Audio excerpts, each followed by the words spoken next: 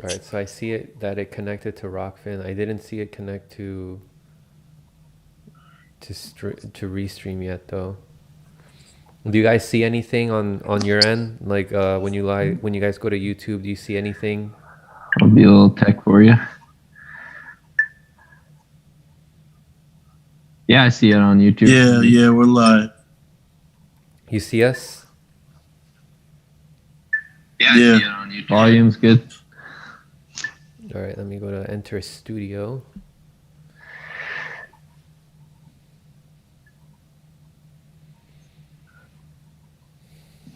You see anybody in the chat? It's taking a little bit for me to. Oh yeah, we got Agent 99. Jesus is in the chat. Jesus himself. My God. Jesus. Got Angie Davis. What a blessing to have you on here, Jesus. Jesus. What if that's his real name though? There are some Jesuses out there. Yeah, I think that's one of Karen's friends. Jesus. Yo, from Cali, it looks like. All right, so it says connecting to your chat. YouTube's acting up weird, Agent 99 says. Sometimes I notice that they be doing some things. Yeah, but you guys see us clearly, right? Like I see Jesus's comment, like the little laughing emoji. Yeah, it looks good on my end. All right, we'll go ahead and get started then. Welcome everybody to Frank Analysis. I'm your host Franco, and today I'm joined by two very popular, very intelligent guests, Anthony Reyes and Propaganda. What's up, guys? You guys want to give a little introduction real quick? My name's Quinn Peterson. I have a channel called Propaganda, and I kind of just like chill out on that channel and try and be funny and do fun things. Yeah, you have a lot of callers who call in from like Discord. Yeah, go ahead. Yeah, I got a crossover stream with this gamer friend of mine, and he'll call in, or his channel's callers will call into my show and stuff. So it's not necessarily 100% like political people. So it's kind of nice. You gotta like talking about Mr. Wilson. Yeah, I'm talking about Mr. Wilson. Yeah, you gotta teach people. Yeah. That don't know really anything about politics. You gotta raise consciousness. Gotta wake people up. Yeah. What's up, Anthony? You wanna give everybody an intro about you, like where you hang out and all that? Yeah, I'm a contributor to both this show and Propaganda show, and I'm usually in progressive lefty news, watching the same shows everybody else likes to watch. And I'm glad to be here with Franco and Prop tonight. Yeah. You guys are awesome, man. I love having you guys on. I always have a fun time. So I want to open up today. We're going to talk about Navalny. We're also going to talk about the Ecuador election. And we're going to talk about Neera Tanden. Like really fun topics. But first, I want to discuss some more censorship that's happening on the internet. So R.A. the Rugged Man, he did a song with Immortal Technique. It's called Who Do We Trust? It's on R.A. the Rugged Man's album called Who Do We Trust? It's an awesome album. You guys should check it out. R.A. the Rugged Man was on Slow News Day a couple months ago, and then he was on Ron Placone's show last week. So he put out this tweet. Let me share it for all you guys to see.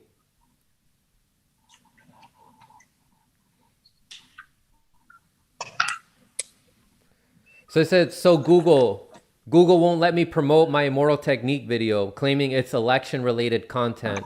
Reference the candidates, the election, its outcome, the inauguration, the impeachment process, violence at the U.S. Capitol, future planned protests on these topics. So this censorship is just going crazy. We can't talk like if we're not mainstream media, we can't talk about these issues. Like we saw the demonetization of channels like mine, channels like Nico House, the Combo Couch, and now like we can't even share music that criticizes the systemic problems of our country. So Anthony and Prab, what do you guys think about this? Already the Rugged Man having his music getting censored by Google. Yeah, I think it's like pretty much what we've been talking about in these circles for like, the last 6+ years.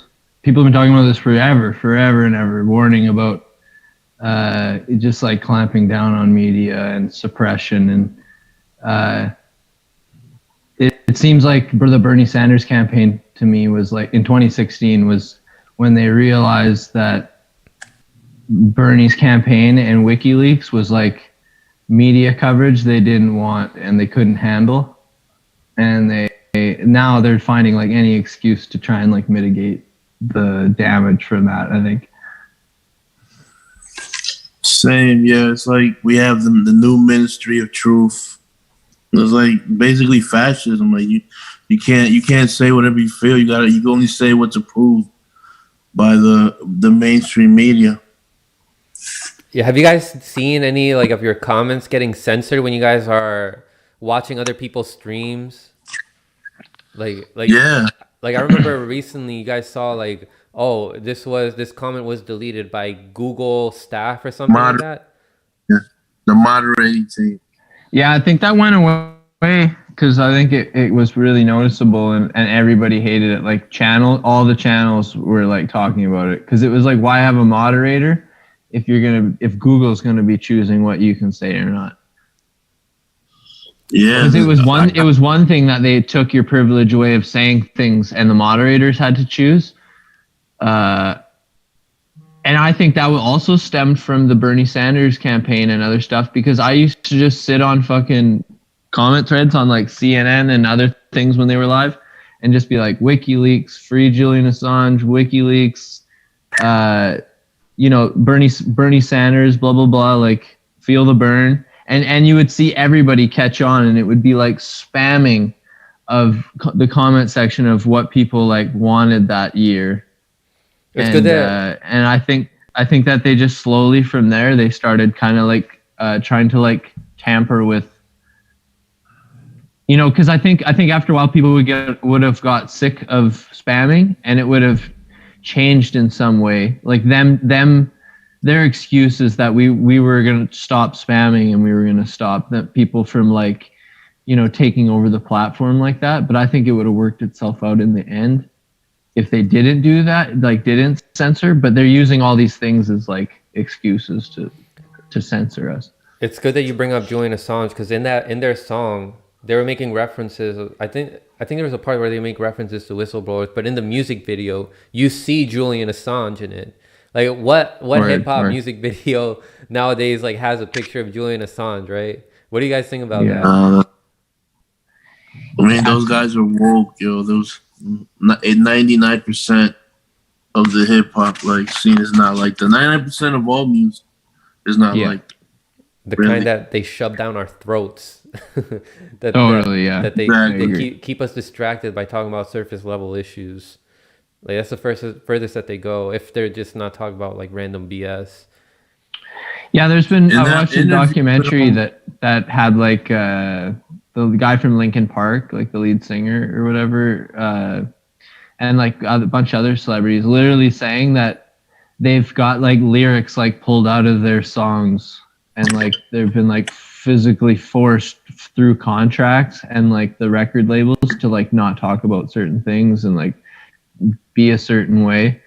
And to do that shit is like, it takes a lot of like self-promotion and like what do you call it, ambition. You gotta have like a lot of ambition and a lot of drive to do that, and those guys definitely have it, and they're like not scared to be like shunned or whatever, or like pushed aside and be like not like uber famous. It's like all about the art to those kind of people, and that's the kind of music I like and art I like. Go ahead, Anthony. What were you gonna say? Oh, I forgot, man. No, I agree with everything Prop was saying though. Like these people, like they're picked. You know what I mean? They pick all these motherfuckers. They all get picked. The actors get picked. The comedians get picked to a certain extent. The rappers get picked. Like if you have a certain bend, it can only go so far. You can only stay to race or like domestic violence, something simple, nothing that really challenges the system, just something around the edges. That's as far as you could go. Yeah, all these political songs, all this political music is underground, right? I recommend people to check out that song and also that album because it's really good.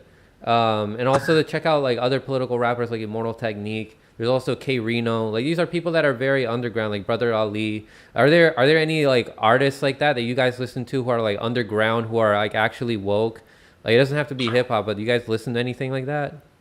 Yeah, for hip hop, like MF Doom just died, and like for somebody that just died, you think like usually when people die, it's like they become like immortal and super like famous or whatever.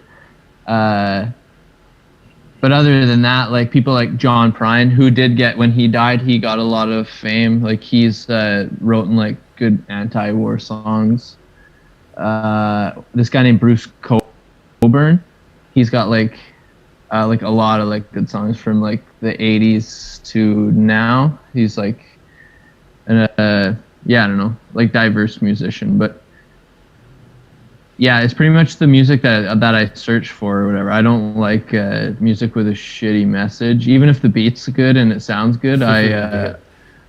I listen to a lot of instrumental music for that reason, because you can listen to the people's skill on their instrument rather than what they think politically or whatever. But if it's going to be like lyrically, it's got to be like political or very poetic for me. Like, Yeah, I barely listen to music now. I just study a lot of policy and shit. I'm in my own little world. I'm really have no connection to the pop culture world. Yeah. yeah, I think that's hard. That's like it'll almost like push you out if like there's certain music that like is political and it'll have the same message that we have or whatever. And I think listening to that and like promoting that kind of music is good. Like it would be cool if like our channel started interviewing these smaller like grassroots musicians that put out better messages, because like I'm sure they're open to yeah, like the publicity and like networking and like the fans here or whatever. It's sad to see when there's like some artists who used to be woke like back in the day, and then all of a sudden they're not as woke as Yeah. they used to be. Like Chuck D, for example. Like I feel like he was more woke in the 90s, like in the late 80s, 90s. But when I see some of the stuff he shares, it feels more like there's like there's some TDS there with some of the stuff that he shares. I don't know if it's him, but I don't know Yeah. if you guys keep up with like Public Enemy or like that. Yeah, he put out that song called "Bernie Got Burned." I thought it was really good and like spoke to like what happened about the DNC. He called out like Hillary and Trump as like the same kind of thing, and like, but then it's like you hang out with your friends and shit, and everybody's like has this mindset, and it'll like pollute your mind too. And it doesn't matter, you know, how radical you think you are. Your friends will like fucking, and your family or whatever will kind of like drive you in certain ways. Yeah. Yeah. Especially when you're in celebrity and stuff, because like, you know, yeah, I don't know. It's like if he's not famous and he's not known, then he's probably like not going to be able to retire or something like that, you know? Yeah, we want to read this Super Ray. I want to let everybody know that we are live on YouTube and on Rockfin, and we're also live on Facebook. So if you haven't made a Rockfin account yet, please do. I have been demonetized, as well as some other channels also have been demonetized. So please make the move over to the Rockfin, because I don't know how long I'm going to stay up here. I also have a backup channel called Frank Analysis Backup, so check that out. So Daniel Butler, thank you so much for the Super Ray. He says, we have been divided through dehumanization. Some are helping by driving the wedge, and some may not even know they do it. It seems helpful to sift through the ideologies and break down the issues in ways that those who subscribe to ideologies can understand. We are all human, and we need to see each other as such. If we can achieve this, solving other problems will be much easier. So I think this ties in a lot to what I was discussing with Magnus earlier. But what are your thoughts on that comment, guys?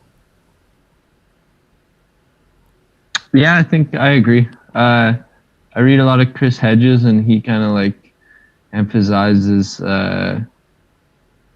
punching up at the powerful, and kind of like if you're the most radical people, you can't really like you if you start killing them, you become just as radical as them. So it's like the only way to like reform them is to kind of like ameliorate their suffering and kind of sympathize with others. And yeah, I agree that unity is needed. Yeah. To a certain degree, though. Yeah, like we're all victims. Whoever's not rich is a victim in this country. So we gotta understand, like, the class element is strong, and it's really the driving force. Like, there's other variants, but like the class struggle is like the most main one that you can reach across every spectrum. Yeah. So yeah, that Daryl Davis guy is like really cool. Like everything he says about like. You told me to interview him, right? You told me to reach out. Yeah, to him. like dude, he was on Jimmy's show, and Jimmy like cried to him, dude. That was fucking powerful interview. Yeah. He was like, "How can you hate me when you don't even know me?" Yeah, he has a good voice. Totally, yeah. Yeah, so I want to move on now to talk about Navalny. Like, this is something I want to give props to you, Propaganda. Props to Prop. Because you were telling me to talk about it. I couldn't get to it because there's like a lot of stuff that was going on last week. But we're going to talk about it today. There's an article that's on the Gray Zone that I recommend people to check out. It goes over like pretty much who he is. It says who is Alex Navalny, behind the myth of the West's favorite Russian opposition figure. It's an interview where they break down who exactly he is. Let me bring my panel back real quick. So he was allegedly poisoned, but this has not been proven to be caused by Putin, although people are alleging that it is. Biden apparently calls him his favorite ethno-nationalist. He's a journalist that he became a politician. He ran for mayor of Moscow in 2013. His popularity is only high in large cities. 3% nationally. He polls at 3% nationally. That's right. And he wasn't able to run for president in 2018 because of I'm quoting from the article, 2 conditional convictions for fraud in the case of timber company Kirovos and cosmetic company Yves Rocher, which Navalny himself calls frame-ups.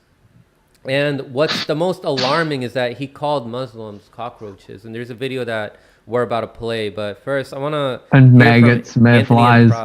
What do you guys think about Navalny and how the U.S. media keeps propping him up as if he's this opposition to Putin? But his politics appears like he's a nationalist. He supports the free market. He supports privatization. It's the typical stuff that the U.S. likes in the leader, right? Yeah.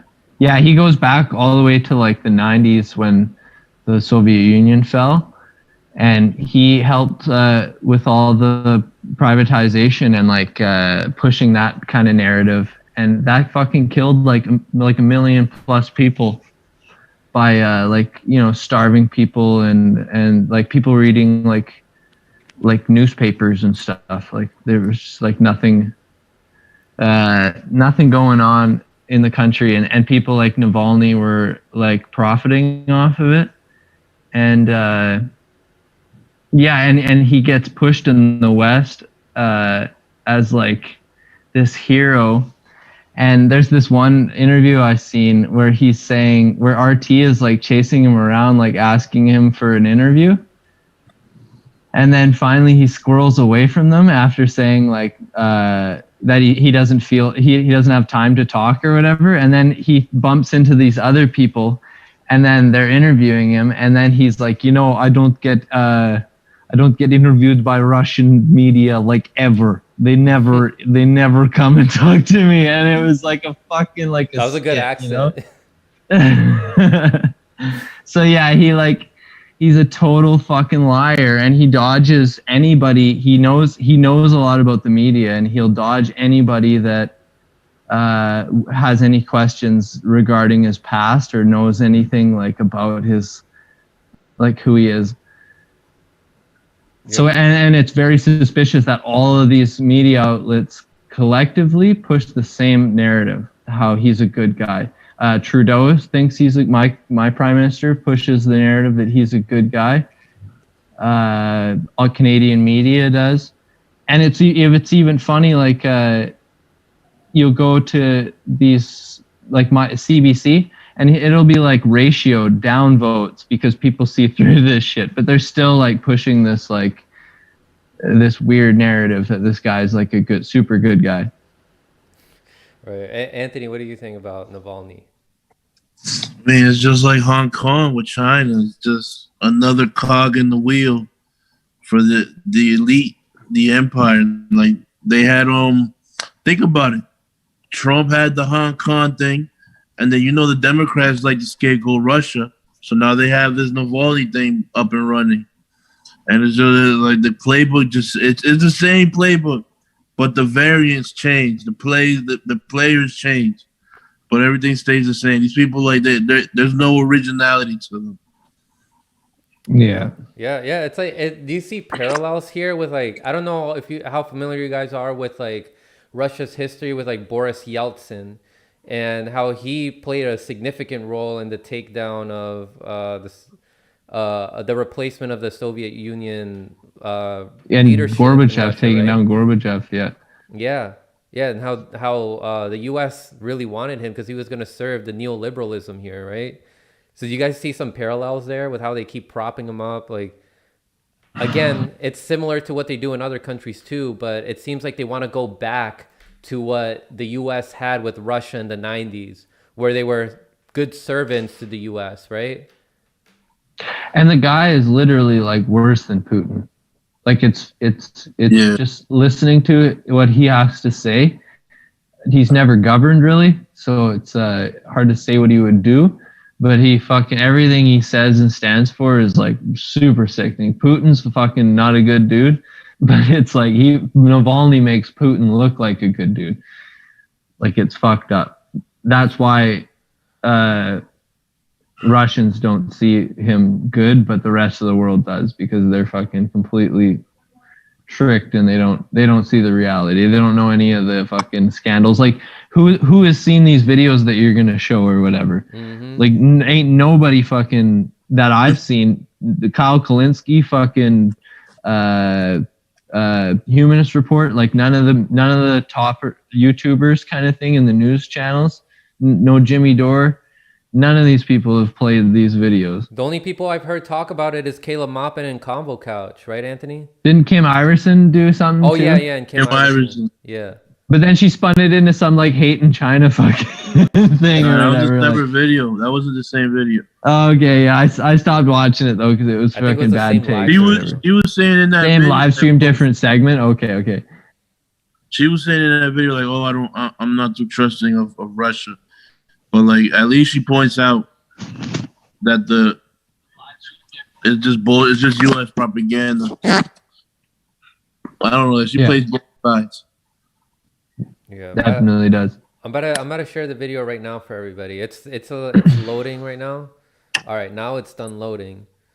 So this is here's a tweet by Mark Adams. It says Navalny's infamous Muslim migrants are cockroaches video with English subtitles at the end. Navalny shoots person representing Muslim migrants from the North Caucasus. And it says, small correction, opener is Alexei Navalny, certified nationalist, not specialist. Navalny shoots person representing Muslim migrants. So I hear a little echo. North Caucasus. And it says, small correction. Yo, you got playing, Anthony? All right, so it's I heard an echo right too. Is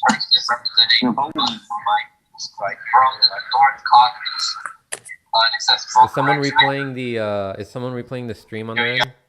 Yeah, I think it might be Anthony. I got my volume down. All right, so I'm giving it time. I'm reloading it. so that we can show everybody the video. But it's probably because I have a lot of stuff up right now that it's slow. So I'm exiting it out of some tabs here. Word. All right, it's taking too long. So let's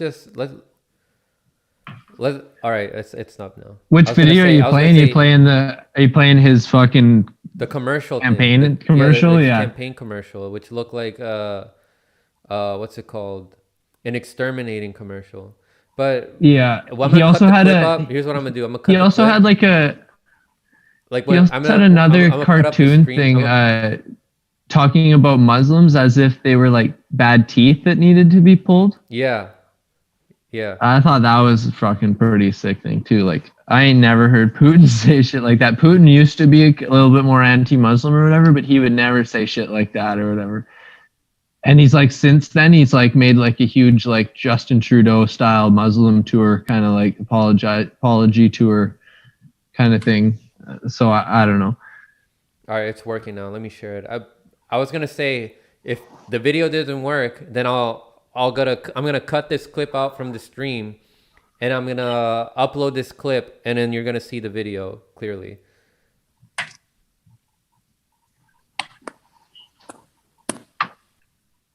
Здравствуйте! Сегодня мы поговорим о борьбе с насекомыми. Никто из нас не застрахован от того, что в наш дом заползет таракан. Фу, ну или в форточку залетит муха. Все мы знаем, что от мух отлично помогает мухобойка, а от тараканов тапка. Но что делать, если таракан окажется слишком велик, а муха не в меру агрессивна?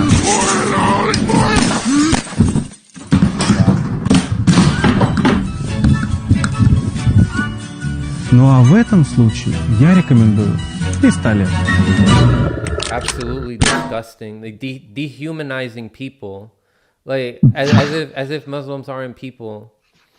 Like what kind of, and this is the kind of people and the style of the video, low quality. Like what kind of person is this for like Joe Biden, who claims to be like this champion for black people? Like these like AOC, who follows Alexei Navalny, by the way. Like what kind of person is this who is so racist here, dehumanizing Muslims? And you said there's another commercial where they're calling Muslims like bad teeth, or calling a group of people bad teeth. Like yeah, this is the kind of they need to be that need to be removed, pulled out. Yeah, jeez. that is messed up. And there is it's very like American, like I've seen American politicians do the same shit with guns, weird commercials with guns, and like being like, come get them, and then they're like shooting them off or whatever. But it's so like campy with the fucking green screen. Yeah, and everything, the bad lighting and it's mad freaky. Yeah, it's crazy that all this stuff, like when I was trying to research him, I'm scrolling through YouTube and it's like it's forever to find like any videos, and the only ones I could find were really like RT videos. Same thing when I was searching through Google for like articles and stuff. It was just like constant fucking mainstream media shit. It's like you literally have to know the names of websites now. Go to those websites and search those archives, and then like work that way. Shit's fucked up. I'm glad that he's only polling at 3%. Like, can you imagine if he was polling higher? But why do you guys think he's not polling high? Is it because like the majority of people they still like don't dislike Putin that much? Like they're willing to put up with him because there's no other alternative that's better than him? I think it's because he's he's raised the pension. Or no, sorry, that was a negative thing he's done. But he's done things like positive for the country that I think people see, and people look back at the past, at the 90s, and see what like Navalny represents, and that's what he represents. And people aren't like people that still live that in a generation. Like people haven't forgotten that those times. Like I'm born in the 90s, so when I was a kid, I would have experienced that, and I would have been an adult. I would have been like a Russian adult now, and like having kids, and my kids still would have known about that, and I would be in voting age, and I would know about all the like terrible shit that happened in the 90s. I don't think they're propagandized in Russia the same way that we are with the Western media. Like they are allowed in there a little bit. It's not like completely shut off, but they get just I think a more healthy balance of like other shit. Like for RT, for example, it's not perfect media source, but literally like a million times better than anything in the Western media that I've seen. Yeah. What do you think, Anthony? Yeah, I agree. It's way better. And you know what I mean? Like when you see Putin, it's like he's been able to change with this. He's been there for what, like almost 25 years? Way over 20 years. So like he's been able to adapt, and like they're like, why would I take a gamble with this guy when Putin, like he's been shown to give results. I want to give a shout out to Ramiro from Anticonquista. He just showed up in the chat. Everybody go subscribe to him. He does a lot of great videos where he educates people about communism, socialism, history. Definitely go check him out. I also have a video with him in which I interview him. But somebody brought something interesting up in the chat. I can't remember who it was because it's scrolling up too fast. But they're saying that they're comparing like Putin, like what about Putin, like quote unquote killing Muslims in other countries? Like how is that not the same? Like I get that Putin's not like perfect, and he still has like military interests, and him going into Syria isn't all on the up and up, that he cares 100% about Syria. But I don't know, I still don't see him as radical and as dangerous of a force as America and NATO. Like yeah, we can all agree that killing and war is bad. But it's like, but there's, I don't know, like he was invited into Syria by the Syrian government. So there's just like there's minutia there where like with the American government it's a little bit more like concrete. Like what the fuck are you doing across the ocean, fucking around in another region of the world? It's also like the power vacuum. Like you think like automatically because Putin does something we don't agree with, you think his alternative is gonna be better? Like all things considered, like he was invited into Syria, so like I would need to be shown like on a case by case, like who are these Muslims he's killing? Is he killing terrorists that Assad asked him to help him kill, or like who are we talking about? That's like a very blanket statement to say. Yeah, I think that that's like there's a better way to take care of like radical terrorists of any religion and like wars and stuff. But yeah, I don't know. Like to me, it like starts with the Exactly. Because we don't know what Russia or any of these countries would be doing if they weren't being like invaded by. It would be like me and Franco are American. How do we look wagging our finger at Putin when America is sanctioning almost every country in the Middle East? Like we're literally like killing way more than Putin can even dream of killing. So like, there's levels to this. Yeah. Not to like obfuscate, and also not to like not absolve him. Also, like if Navalny is the preferred guy that the U.S. wants, right? Like what kind of actions do you think that he's going to be helping the U.S. do in these Muslim countries, right? Like look at how many Muslim people that the U.S. kills. And then to have another ally in Navalny who's going to change. That would be a great ally for them. It would be a great in that region, right? Who better? Who better than him? America might even start funding them, both sides. Yeah. Give him an IMF loan. So there is something I want to share. I want to share it for everybody here. So let me exit out of here because you can't see. You can't see like what I'm trying to show you that I found in the article. Like the tweets aren't showing up, but you can see it. I saved the screenshot here. Oh man, but people can't see that. Maybe if I go full screen, they'll see it. There we go. All right, so there was a tweet that the article shared. Oh, but it's low. Can you guys, do you guys see that is the stream still okay? Yeah, it's looking good. Yeah, I see. You guys see? All right, in the stream, you guys can see the tweet, right? So it says the center of the Yale World Fellows Program is a 15-minute global affairs seminar for wannabe, quote-unquote, foreign future leaders.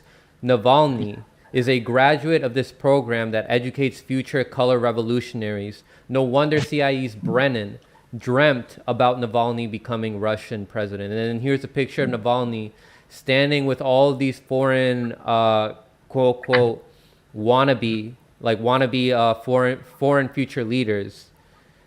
He was being groomed by the CIA, right? So what Prop and Anthony, what are you guys' thoughts on that?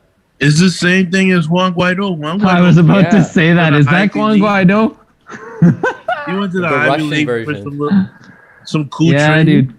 Dude, that just was thinking, dude. Fucking Neera went to Yale. I was like, dude, Neera Tanden smells of CIA. Like, all these fuckers go to like these elite fucking colleges and universities, dude. Yeah, well, you guys know about the Chicago boys, right? And how the University of Chicago helped with creating the new constitution in Chile and had ties to Ford and Milton Friedman. Milton Friedman was part of that. Yeah. Okay, yeah, word. Yeah, and they helped they played Overthrow a significant role in taking Allende. down Chile in the 70s. And then there's also the Berkeley boys, like from the University of California, Berkeley. And they helped. You know what's interesting Indonesia. about that?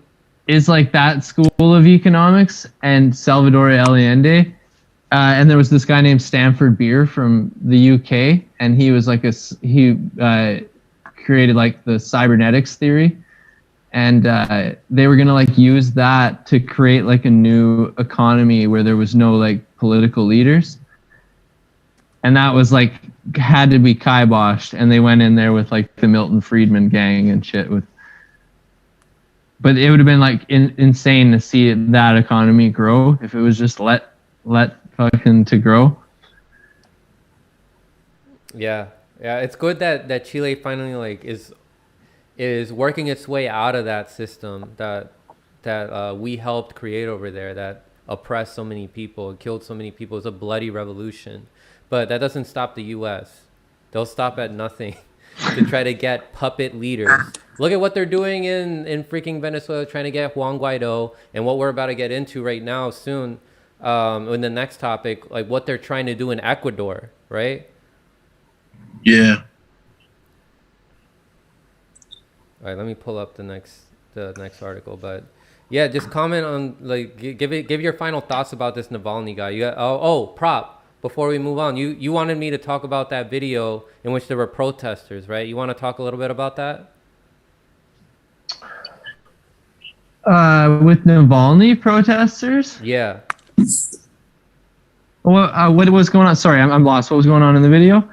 So it was an RT video that you sent me that you wanted me to talk about that showed protesters, and then they were calling them protesters from Navalny, and then Navalny got arrested or something, and then yeah. I think it was just like coverage about him being arrested or whatever. But the crazy thing was the leaked videos of Navalny or whatever. It was of not Navalny, but of his secretary, like his right hand man or whatever. And he met with like the MI6 or whatever, and they had like a meeting and talked about like a quid pro quo relationship of propping up Navalny with like billions of dollars, or no, millions, like hundreds of millions of dollars And the guy's like, that's like chump change to like billionaires that have a stake in this sort of thing. And it like proved that the MI6 had relations with like Navalny and was trying to like prop him up through the West or whatever. Did you not play that video, or do you not have that video? Yeah, I don't have the link to it, but I think I sent it to you it's like Rick Sanchez or whatever does the intro. yeah. So when I cut this clip from the stream, I'm gonna show it for everybody. But right now, like my internet is like being I feel you. But yeah, it's a must see because not a lot of people have shown it, and it literally like is like a camera like in a restaurant and like a hot mic, and you could see how like paranoid the guy is. Like when the waitress comes up, he's like very paranoid about her like hearing anything. And then when he pieces out, he like really waits for her to like get far enough away to start talking again. So I just want to make sure this. Do we look good right it's now? It's pretty much all the shit that they are blaming Russia for. But we literally, or they, sorry, I shouldn't say, like they actually have concrete evidence proving that America is doing this stuff. And they don't have any evidence when they're saying that there's a gas attack with the Skripals and Navalny. And I researched Novichok, man. That shit is deadly as fuck. One little drop of it, it has vapor and it off gases quite. It takes like a day to off gas, but it's quite volatile. One little sniff, it will send you into like paralysis. You'll piss your pants and you'll fucking die within like 5 minutes. If you don't get like an injected serum or whatever, I forget what the cure is or whatever, but it's like this thing that stimulates your neurons in your brain or from like being overstimulated. No, it shuts them down from being overstimulated so they can like reset. And the shit is next level. So if Navalny got hit with Novichok, he'd be dead, and everybody near him would be dead because it's like, you know, you get whatever, if it gets a little bit on your hand, it's getting everywhere. The shit's like that fucking volatile. It's one of the most volatile substances known to man. I just want to. And also, it's a Russian calling card. It's literally called Novichok. I can't remember the meaning of it. Sounds like a name. It has like a weird like a weird meaning. That's like a phrase, like a Russian phrase, but like the first one or something like that, because it was like their first chemical weapon or something like that. But it's literally a calling card, and for them to use it is like stupid at this point. If anything, they would use like sarin or like VX or whatever, like a American or a British chemical weapon. So I just want to make sure, how do we look right now on the stream on your end, like on YouTube? It was good last time I looked. I think my face is stuck on YouTube. Yeah, it's stuck on Zoom too. Oh, really? It's looking good for me. I see myself. It's a little laggy. Dude, maybe you're getting fucking getting stream attacked. I was reading it through Vault 7, and they have like ways to like literally disrupt streams, make stream feeds like unbearable to watch and stuff. We're good on Rockfin. Like we look clear on Rockfin, but how do we look on YouTube? Are we frozen? Yeah, it's good. It's good on YouTube as well. Okay, it's just showing on my end like it's as if like the stream failed, and I'm not getting any feedback on like the comments. So if you guys see anything interesting, is it your PC? Somebody says, just let me know. Is it your PC or is it your internet? You think? It might be the internet. It might be the topic, and then we're getting hit with that. But yeah, Navalny. Hello, Navalny. Man, Juan. Yo, Katie Halper doing that talking Russian accent makes me laugh. Max Blumenthal. What's like, up? when he does the Russian accent. Him too, dude. Yeah, he had like a 10-minute or longer skit on it, and he like did like this phone call that like supposed phone call. Oh, that's funny shit. Oh, he called Jimmy Dore and did that too. No.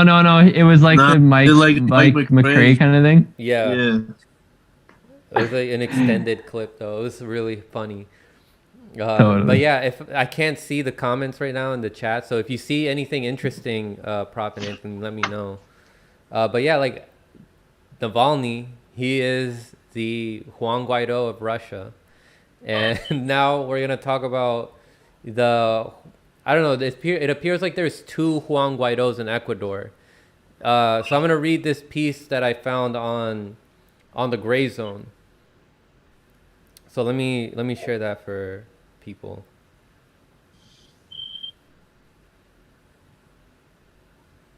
So I'm pulling up the article right now from the Gray Zone. And let me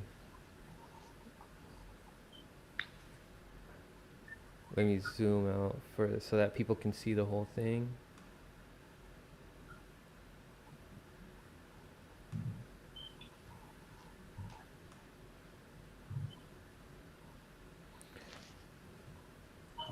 We're low tech here. Yeah, Aaron Mate did some coverage about the Navalny thing, right? Did you see any of that? He did? Yeah, I think they just released a video today on it. He interviewed two Russian people. Oh, yeah, I did see that. I didn't finish watching the whole thing, though. So, yeah. They were both journalists. It was quite good. Yeah, he was interviewing two people from Russia.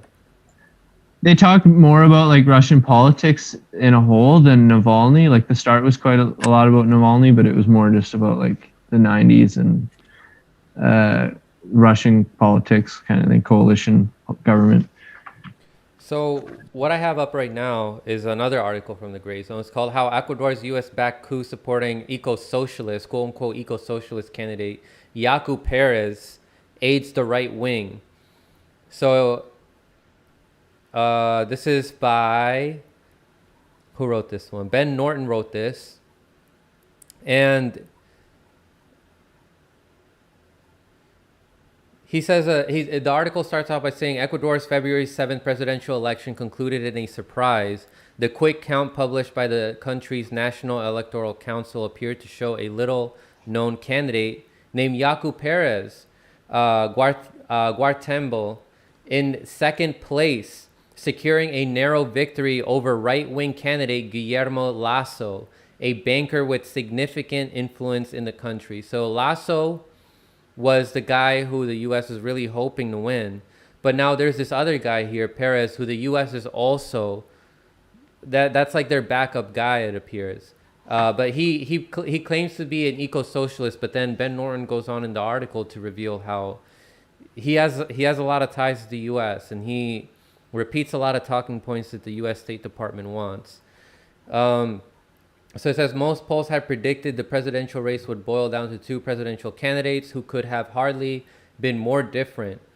On one side was the conservative banker Lasso, who had the backing of Ecuadorian elites and the United States and had successfully run for president twice before, while on the other was a youthful left-wing economist, Andrés Arauz, who follows in the footsteps of socialist former presidential Rafael Correa and wants to return to his citizens' revolution. So Rafael Correa was the president who helped out Julian Assange hide in the Ecuadorian embassy in the UK. And his replacement was Lenin Moreno, who was a Trojan horse and ended up being a U.S. puppet. And he played he played a key role in helping the U.S. intelligence spy on Julian Assange while he was in the embassy, right? Prop and Anthony, you guys want to add on anything about Lenin Moreno? Well, that Jimmy Dore refers to him as Lemon Marengo. Lemon Moreno. That was fucking funny when I heard that. Yeah, dude's fucking like total rat. I wonder how long he has been connected to the CIA and stuff, because he was quite close with Correa. He was his VP and stuff. Like how long did they have that deal in the bag, and how did it go down? Like Mike Pence, I remember Mike Pence went down there, and then shortly after, what's his name, Moreno or whatever, was announcing that he was going to kick Julian off or out of the embassy or whatever. Yeah. He shut off Julian's internet when Julian started exposing his corruption. He took the deal with the devil. He took the IMF loan, and then immediately had to start cutting at all types of social services in Ecuador. And like, no, his party paid for it. I forget the man's name too. He was like the finance minister of the Korea government, and he ended up like purging kind of the government of all like the Julian Assange supporters. And this man had like an autoimmune disease, and he like threw him in jail. I wish I could remember his name, but he was like quite important in the Korea government. And I haven't actually followed up on the story, and he might even still be in prison.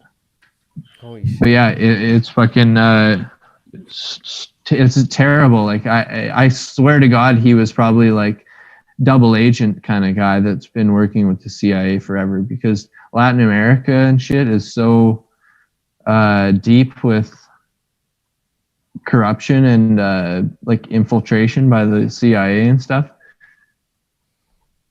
There's literally the Monroe Doctrine, where it states to like rule over South America, and people like buy into that ideology to this day.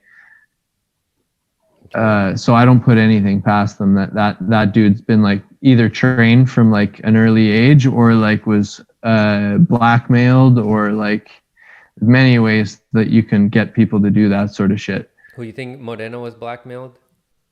Yeah, either groomed from a young age, or most likely like blackmailed. Yeah, we see that happening with Guaido, and like we were just talking in the previous segment about Navalny, how like the CIA helps groom these people.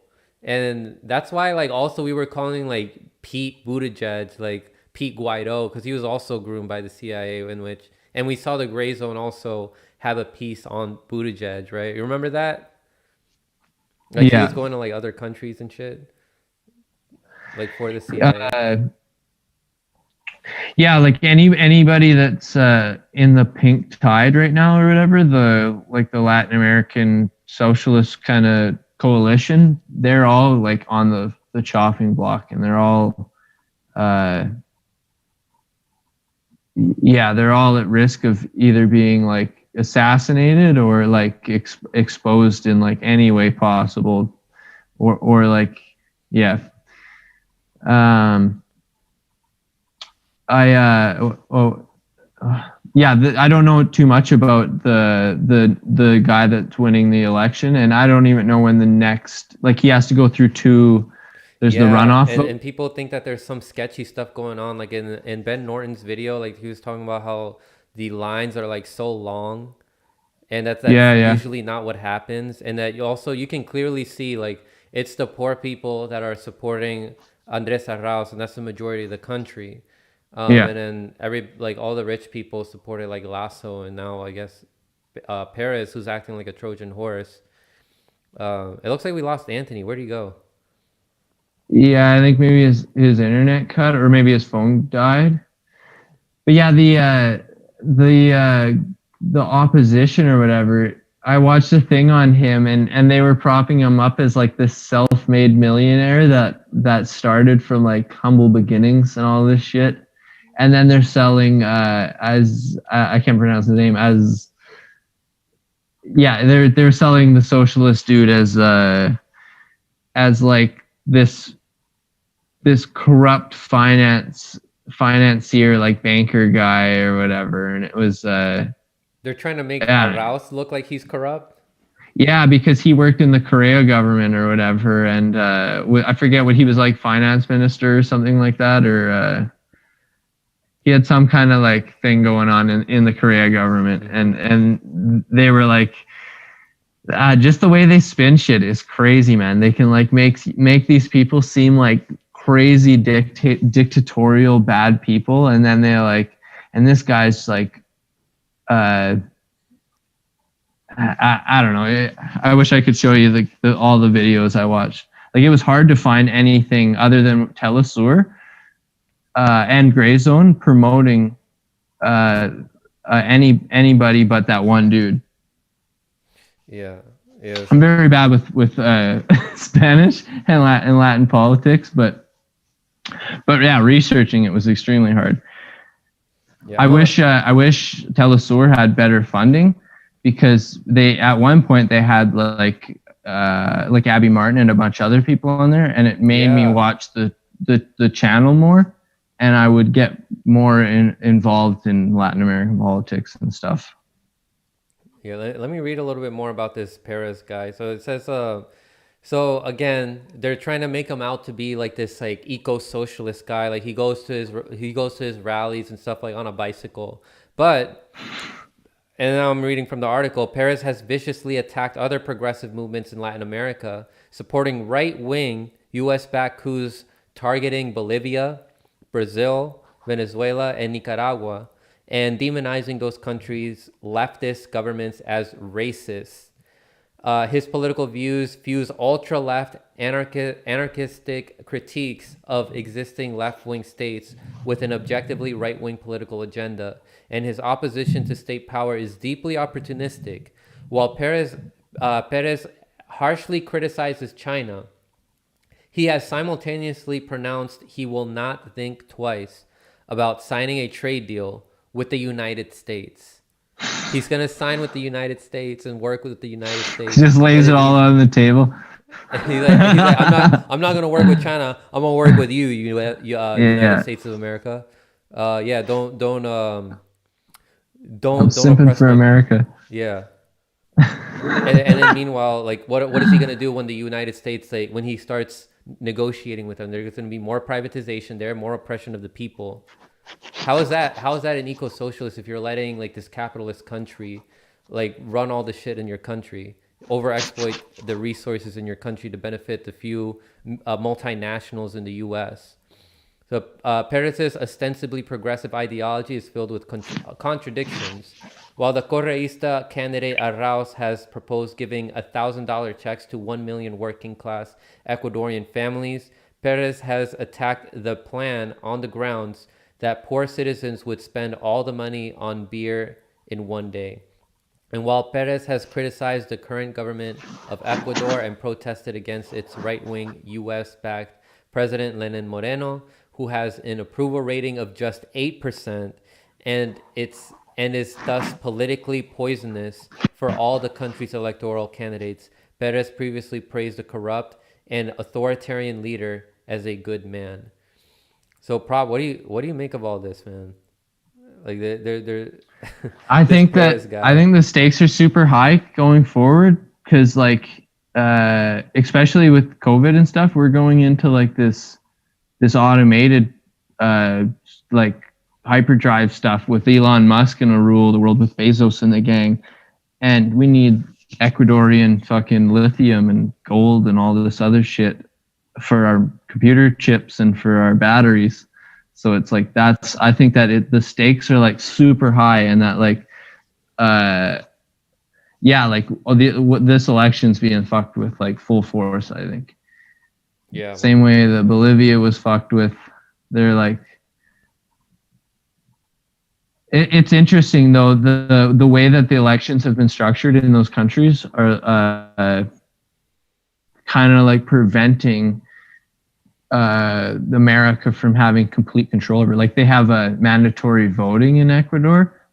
Yeah. So that means that the poor has to vote, or else you get a fine. And who's the poor gonna fucking vote for? That's going to be the socialist candidate usually. That's not the same case in the U.S. Like they have it all on a freaking weekday. Like, people have to work and they don't go. That affects poor people, and that's why we always get like a right wing guy, or because poor people got nothing to lose, man. They'll vote for whoever. Shit's fucking, Yeah. 100%. So yeah, let's now talk about the next topic here, and I know you're gonna love this topic, propaganda, because it's about Nina fucking Turner, and you were making fun of her in your show yesterday, right? Like, you had like the floating head of her, and then you were like, no, you said Nina Turner. That you mean Neera Tanden? What the fuck? What am I saying? My bad, people. Neera Tanden. It's the initials and like the similarities in the name. that got me mixed up. But yeah, totally. Neera Tanden. But yeah, you were making fun of her in your stream yesterday, right? Yeah, I got like a PNG cutout of her face, and then I put it on my like stream, and I was fucking yelling at people and playing music and stuff. Yeah, so Neera Tanden is about to be the direct. What's their position called? The director of the czar, this budget czar. Yeah, I don't know what the American. It would be the Ministry of Finance or the Ministry of the Budget Minister of Canada. That's what ours would be, but yeah, she's just taking care of the finances of America, which is a fucking big deal. She's like, she's got her hand on the button in a lot of ways. Yeah. Which is scary because she's fucking nuts, dude. She was saying like we should go invade Libya and like take their oil and then like help the US that way by taking their resources. What a fucking nutcase. I think Biden's picked her too, because I thought that the Hillary and Biden coalition wasn't that strong, but I think Biden picked her because she's previously been out in front saying that she wants to cut Social Security and shit like that. And fucking that's been Biden's fucking jam for a long time. Yeah, I just want to... I find it sus that she's in his administration or whatever. Yeah, and she's super unpopular too. So how's the stream looking on your end? Like, are we still good? Like on YouTube? Yeah, it's good. Anthony said his phone fucking died. Okay, so he'll be on soon again? Yeah, I think he's plugging in, waiting for it to charge. It was funny, man, when I was watching your Tanden clips, she says, well, you know, a lot. And I wanted to have like a you know ticker because she's talking like, yeah, you know, and she'll say a sentence, and then at the end of it, she'll say, you know. It's like fucking anytime she can throw it in, she'll say it, you know? Yeah. Yo, Anthony. Well, you know. I can't wait to show these clips to people and just like make fun of her. Like I feel I don't feel bad at all making fun of these imperialists and kill people who think it's okay to go to these other countries, take their resources and kill black and brown people in those countries just so that the people who donate to her can profit. So I do want to show people something that happened to propaganda on Twitter back in 2019. So I'm going to share that real quick right now.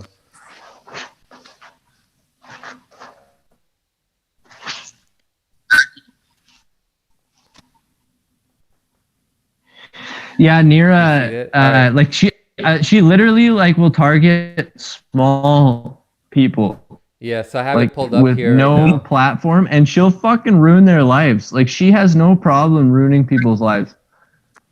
She's a the woman, like the Center for American Progress, like that think tank shit. That's literally what they do. They'll go on social media with like trolls and fucking ruin people's lives. You learned that from David Brock, right? Yeah, dude. Her and in the book Shattered.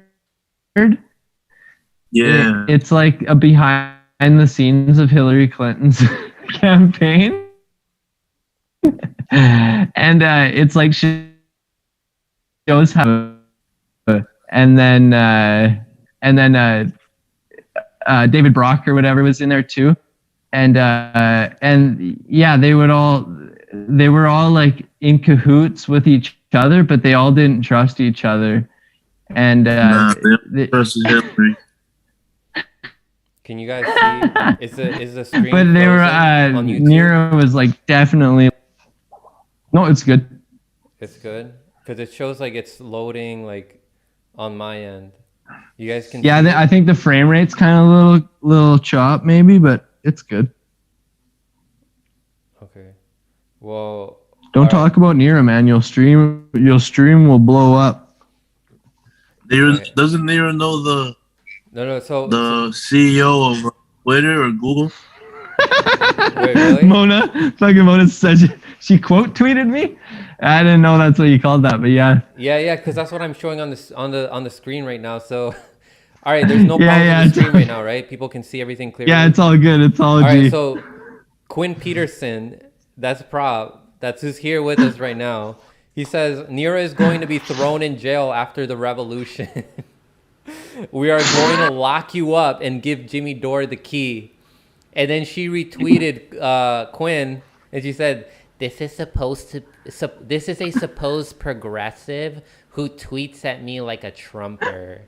And then somebody replied, he's like, "Quinn Peterson too is a GOP collaborator. Yeah. That is all that needs to be said." And then you replied, and you were like, "You just hate when people are to the left of you."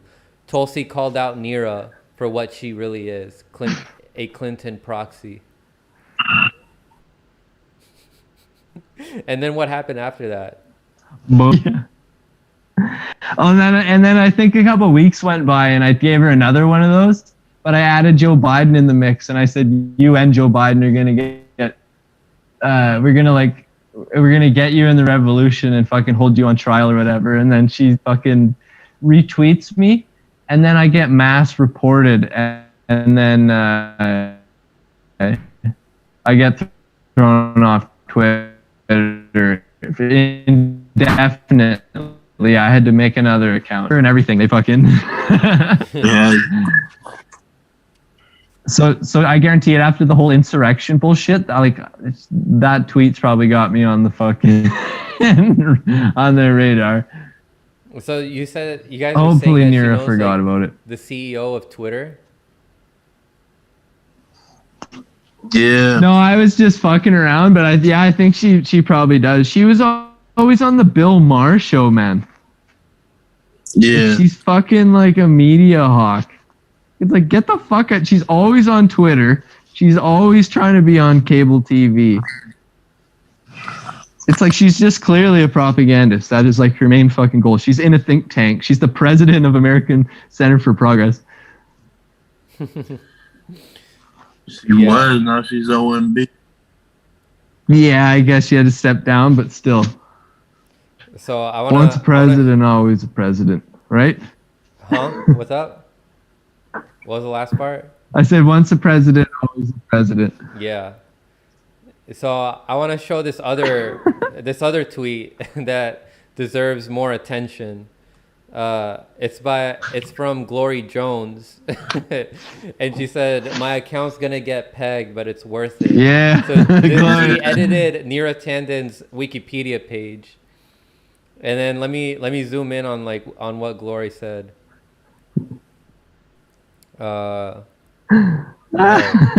This is so funny.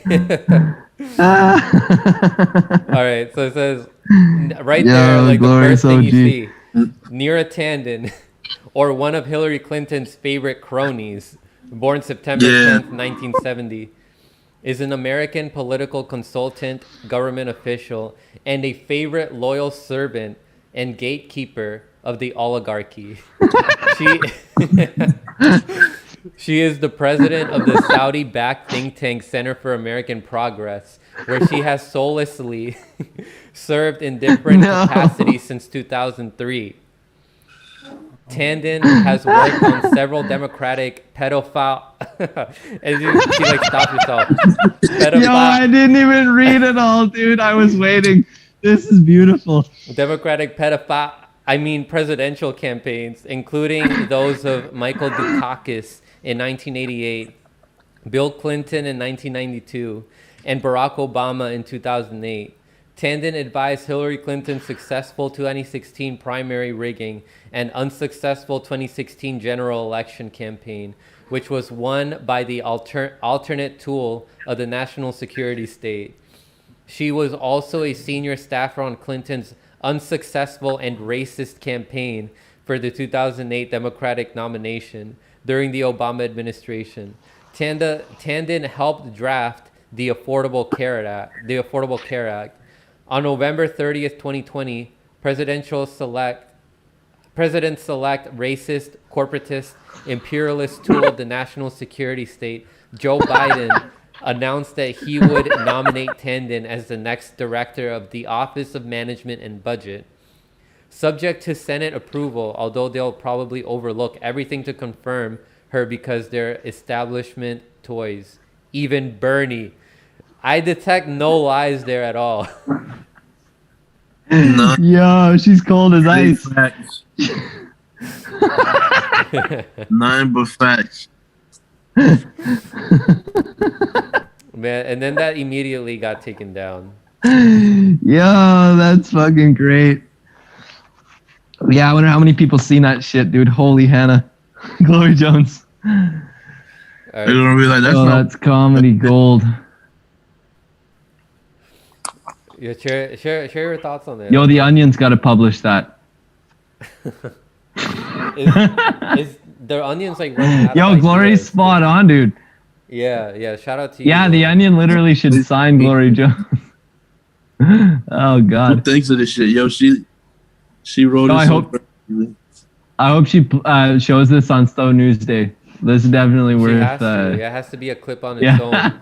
I'm scared that if I I use that screenshotted clip, it as though, soon as I seen it.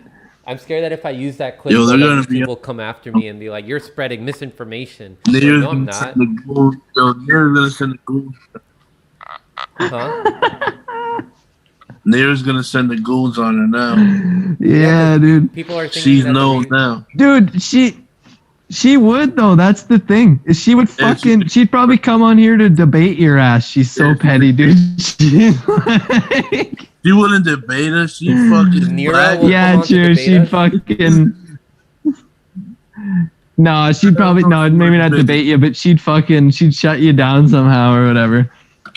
Oh my god. She'd do a fucking expose on you or whatever, and how we got to fund state media or we got to fund corporate media to stop these small YouTubers. Oh, F you, Neera. Like, people are suspecting that prob, it was dude. like AOC's goons that went after like channels like mine and Combo Couch. Like this mass reported us. But I mean, if Neera Tanden has these connections with like Twitter and all that, then they're probably like they'll probably like send people after me. Oh shit! It looks like the stream got cut on restream. Shit, no, it's still good on my end on the YouTubes on the Nah, big it's tubes. another. Was it another stream?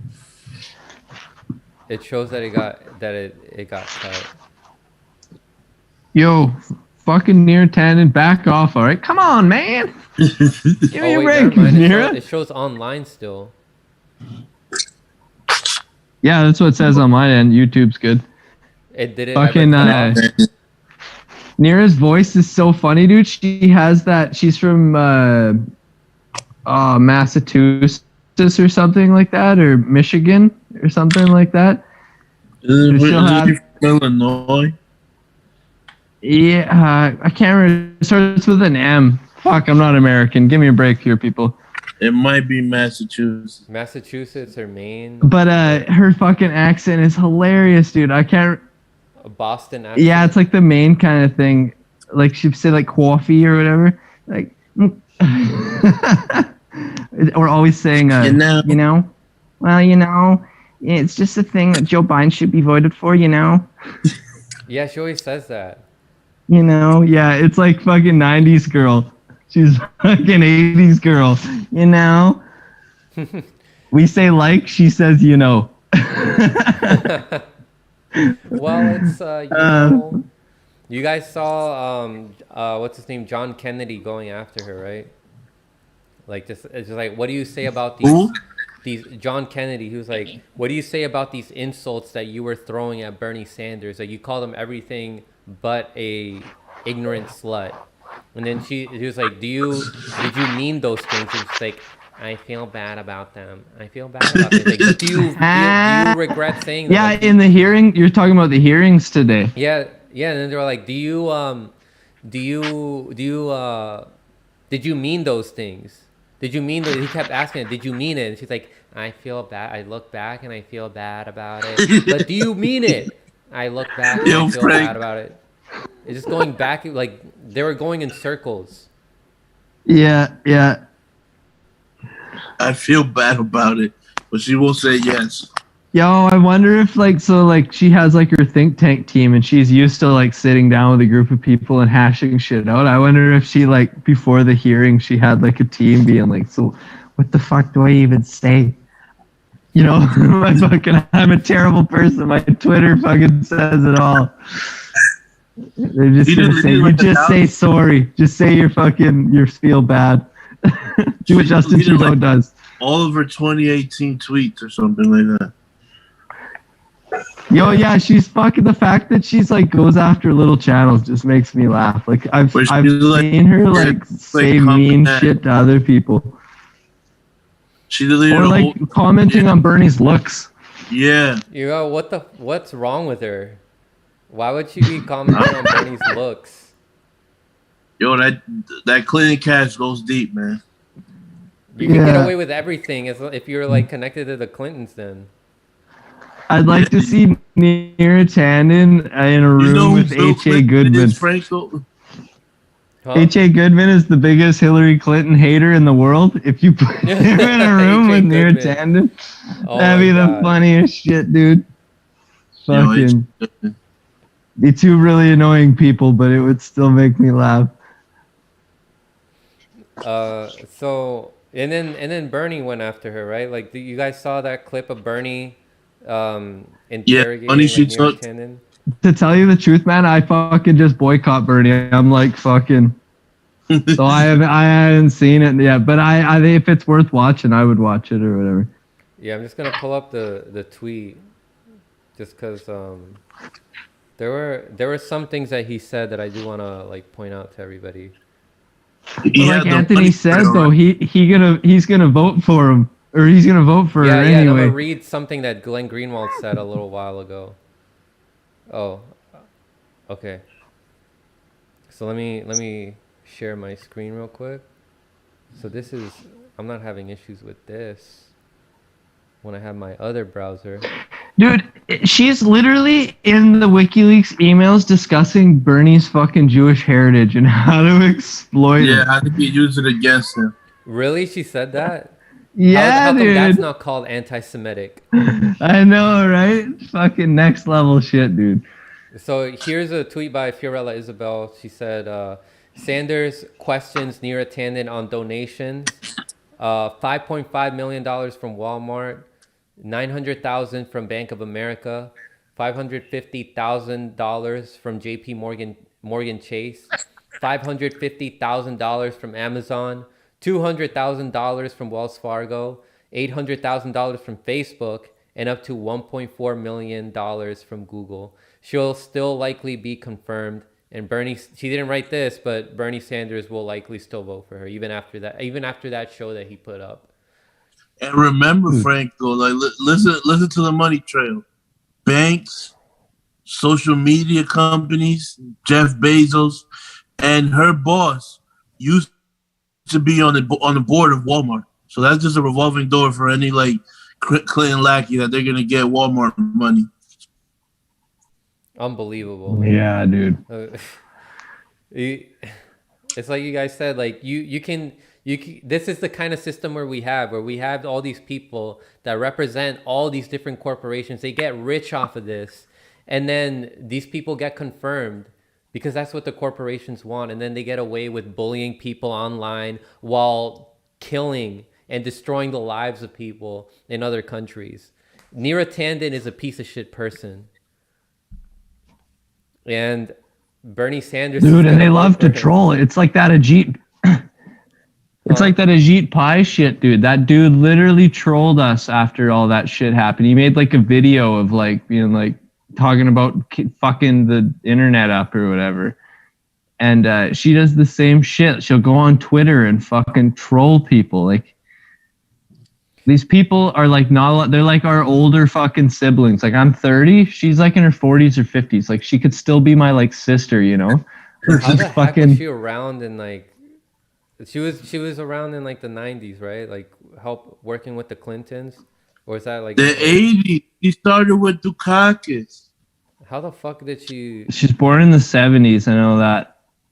So as like a teenager. It's so funny. Her wiki bio or whatever now is like born to a small family and that got divorced, and she lived with her mom, and they worked their way up, and then all of a sudden, boom, she's in Yale. It's like, dude, give me a break.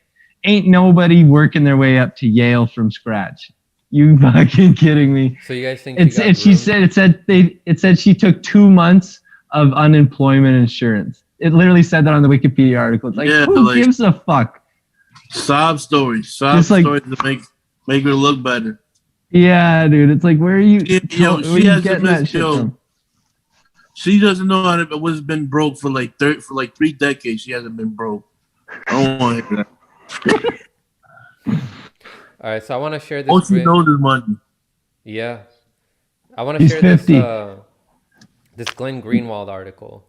So I talked about this before on my show. I have a video about this, talking about how Bernie Sanders is a shell of his former self. So this is called "After the Deep State Sabotages His Presidential Bid, Bernie Sanders Mocks Those Who Believe It Exists." I don't know if you guys remember that. Back in November, it was like late November, early December, Bernie Sanders was mocking people who believed in the deep state, even though they helped destroy his campaign in 2016. And then there's a part in here of Glenn Greenwald predicting what he thinks Bernie Sanders will say when voting for Neera Tanden. And I'm looking for that, like that quote here. Oh shit! Yeah, dude. So he said. So he's like, as everybody knows, I have had my differences with my friend Neera Tanden over the years. But now is the time for us to unite as Democrats and Americans. Despite our differences, I believe she will do an outstanding job in this position. She has assured me she will steadfastly protect the entitlement programs on which so many Americans depend, despite a long history of urging they be cut. And I am therefore proud to support her nomination. Americans chose Joe Biden to be their president, and he has the right to choose those whom he trusts for key positions. President Biden trusts Ms. Tanden for this office, and so do I. And then Glenn Greenwald says, I do not know if that will be Sanders' position, but the fact that it is so easy to imagine him speaking those words about one of the lowliest and most unscrupulous neoliberal operatives is revealing and depressing. That, in the name of loyalty to Democratic Party propaganda, Senator Sanders now mocks those who believe in the existence of the very weapons used twice to destroy his candidacy, makes it all the likelier that he will do this and worse. I mean, what can we say, man? Bernie Sanders just has no balls. We're going to see tomorrow. Neera Tanden is going to get confirmed. Do you guys have anything to add on to this? Can you guys see Bernie Sanders saying something along those lines? Yeah. Yeah, I blame fucking people not having the balls to like talk about foreign policy and talk about like totalitarianism and power in an actual like grown up like philosophical political way or whatever. Like people never talk about this stuff, and then fucking Alex Jones and all these weirdos start saying it, and then all of a sudden these words that are actually great descriptive words for these things become a joke to the mainstream public, when it's like they're fucking literally it is like you can define it, and you like people in the military aren't elected, and lobbyists and I don't know, people in the tech industry that work with the government, contractors, like there's just so many things that are the deep state, that to deny it is just shows that you're a lazy motherfucker, or you're a pussy ass motherfucker that can't talk like reality or whatever. They're speaking double speak at that point. Yeah. It's like 1984 around people like Bernie Sanders. Yeah. He's literally rewriting history. The guy gaslights us all. Like, he has these experiences like firsthand, and he denies like if they even happen. It's like in the movie in the book 1984, like they tortured the guy into being submissive to the Yeah. oppressive government, And throwing away, and they're like trained to like throw away history or whatever. Like that's what Yeah. Winston's job was to like throw away history. And it's like that's what fucking Bernie is doing. He's like throwing away key parts of history. And then he threw away the love of his life. Like he was willing to like run away with her. He was gonna like he was going like the people are supposed to be like Bernie, who Bernie loves. He was supposed to run away with us and have a revolution, but he was tortured, I guess, or like barely even. And then He he ratted on us. Winston like ratted her out too, remember? But now like Bernie acts like, you know, well, what revolution? Like he doesn't say revolution at all. The phone, who this? Yeah. The phone, who this? Huh?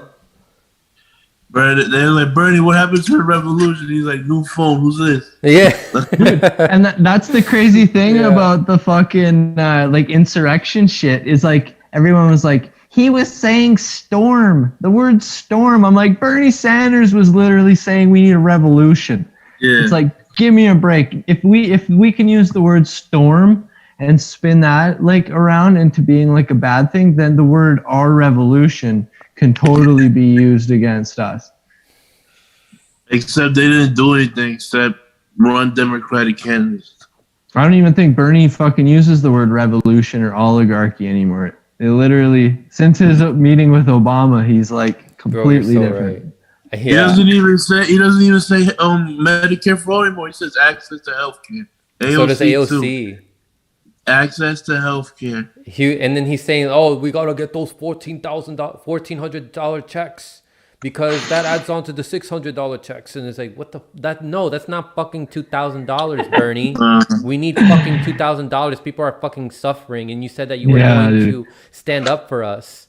But I guess Joe Biden and his reputation and his inner circle is more important to him. And if you're abandoned in that circle, then he's willing to put up with her. Dinner with Biden. She don't want to smoke. Well, it even shows in his book. His book, Our Revolution, is about how he worked within the inside.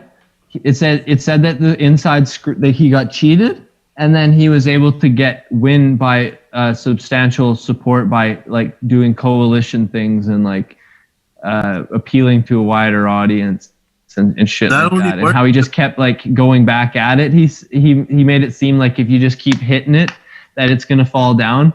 But it's like, no, you just keep getting brought more and more into the fucking system. It's like Boo off of fucking Dragon Ball Z, man.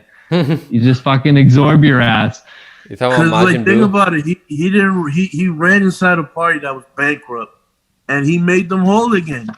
So now, like he did everything they wanted. That's why they let him run. They did a whole unity tour. They used him for money. So you guys supported Bernie in 2016? Like you guys were cool with him then? Like when was the awakening for you guys that there's no point in running in the Democratic Party? Because I think that you guys were like cool with Tulsi too, right? In the 2020 presidential run. But when did you guys realize, nah, the Democratic Party is not reformable?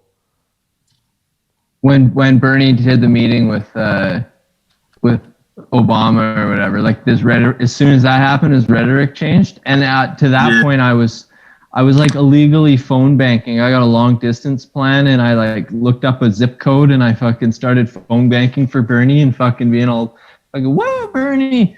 Fucking ordering buttons and shit, and then like you just slowly seen him like lose his flair, and then like go back on all his words, and then like. At that near the start of like his campaign, I was like listening to like Cornel West on YouTube and Chris Hedges and stuff, and then I was parallel listening to Chris Hedges and Bernie Sanders, and then Chris Hedges was like, "Yo, this guy's fucking kind of an idiot," and then he debated Robert Reich, and pretty much everything he said in that debate about Bernie Sanders being a sheepdog for the Democratic Party came true. And then when Tulsi came around, I realized that I can't have faith in politicians, I have to like literally use their message and only their message. So say Tulsi would say something about Julian Assange, I could make a video of that and like amplify it, and then maybe she would talk about it more because she's seen people talking about that. But I wasn't willing to like get emotionally invested in a candidate like ever again. Yeah, like same with me. Like when he bent the knee to Hillary, that was like a major drawback. And then like eventually I just realized like it's policy over like person or like party.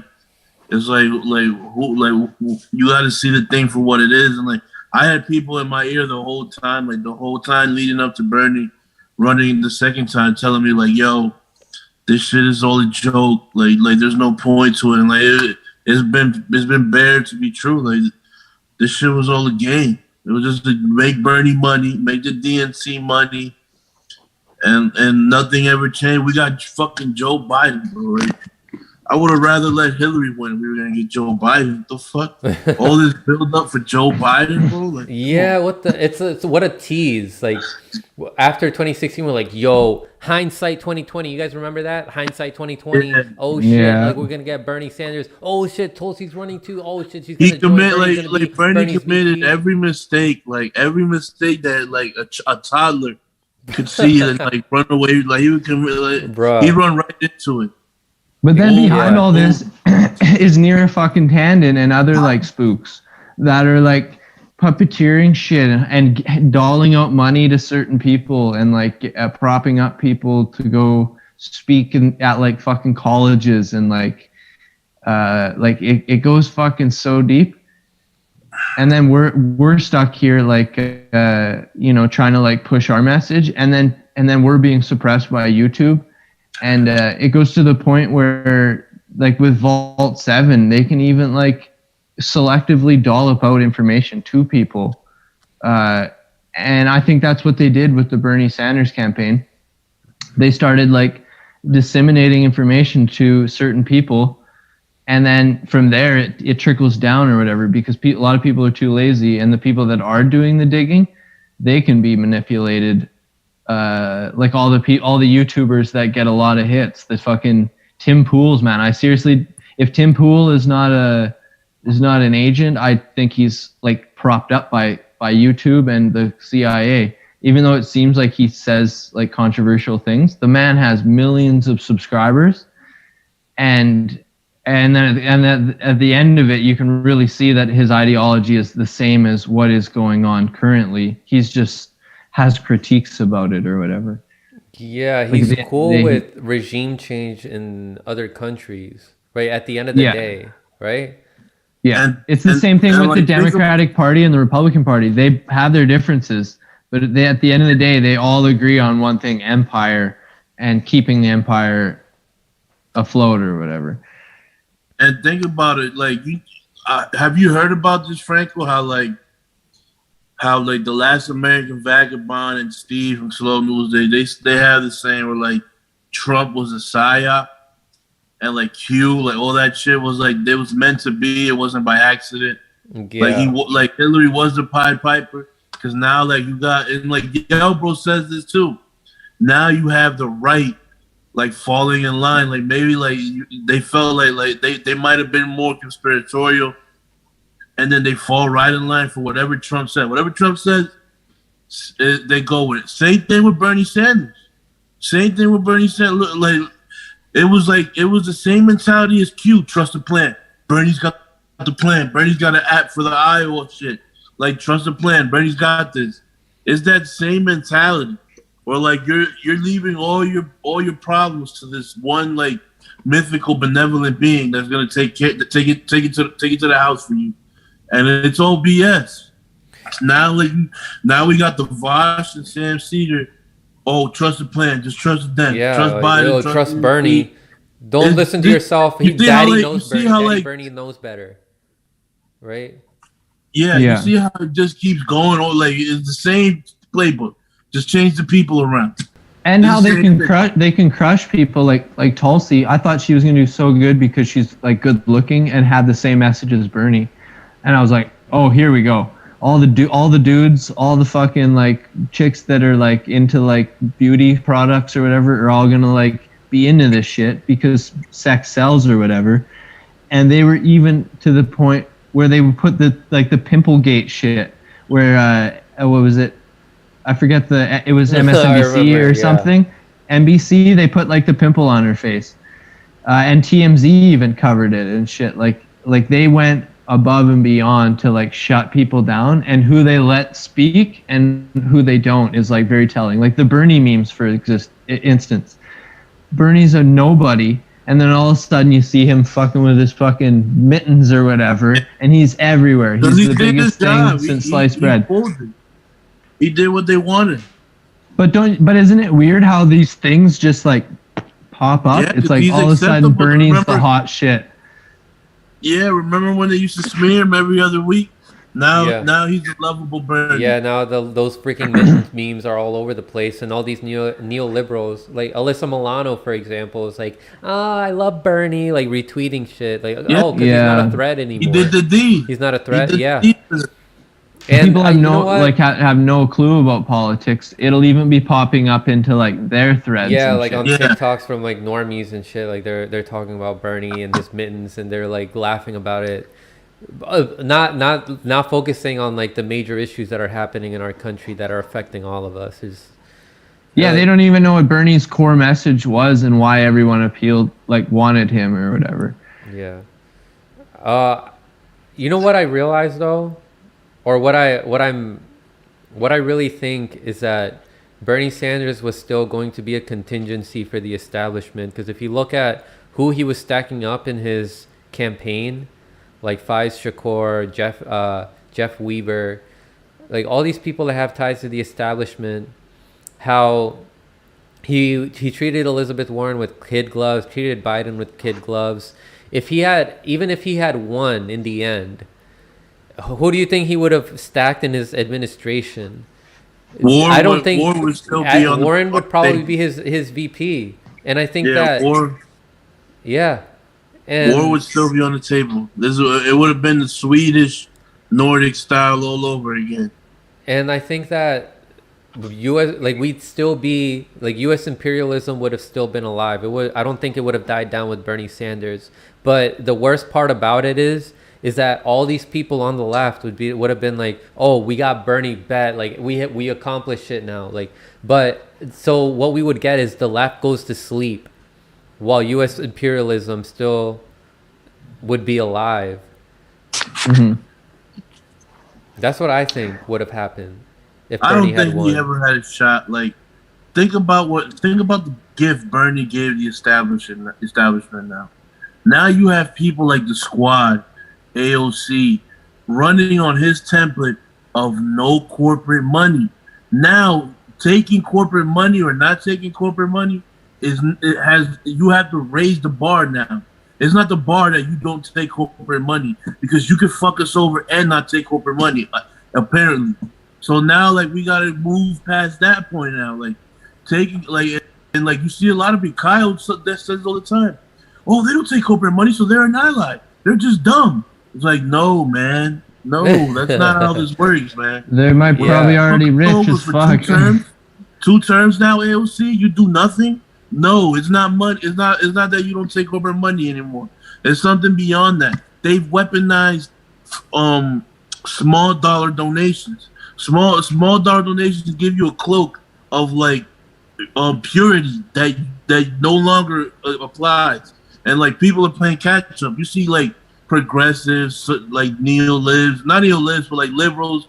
They just got into the game. They're like, oh, he doesn't take corporate money, or she doesn't take corporate money. So she must be all right.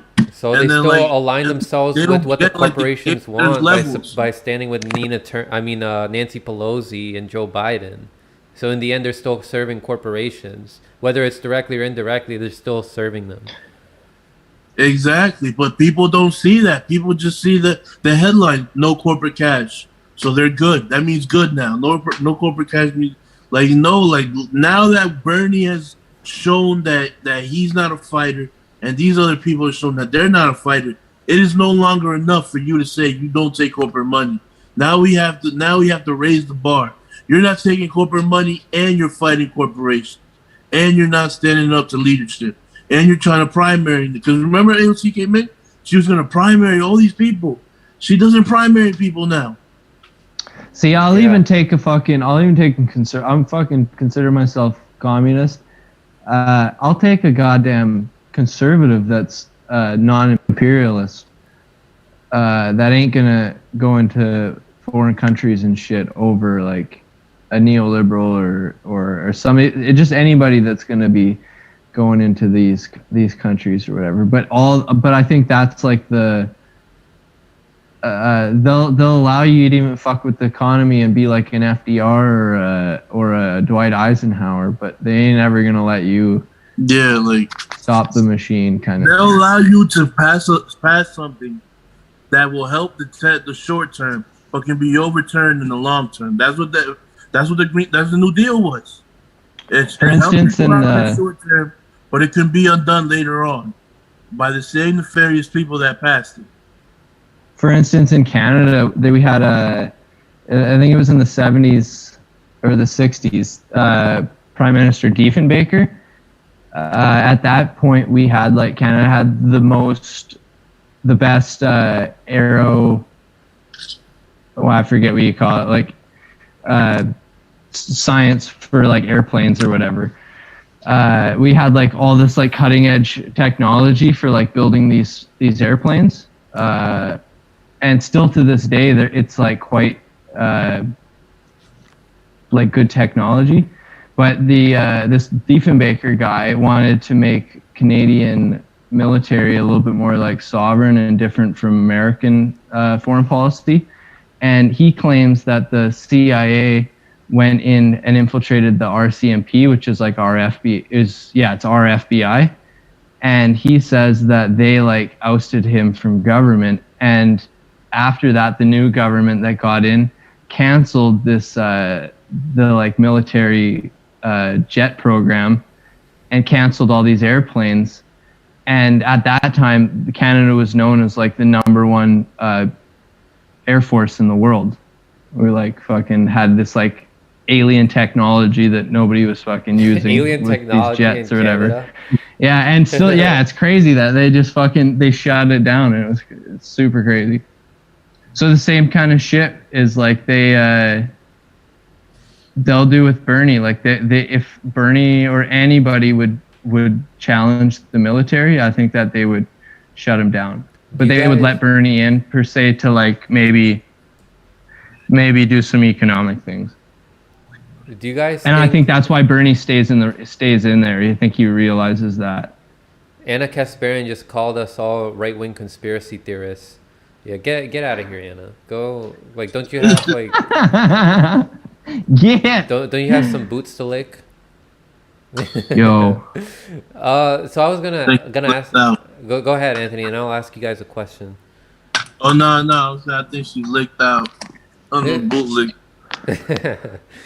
I was gonna say what do you guys have any hope? Are you guys seeing any progress with people waking up from this hero worshiping? I'll admit, I was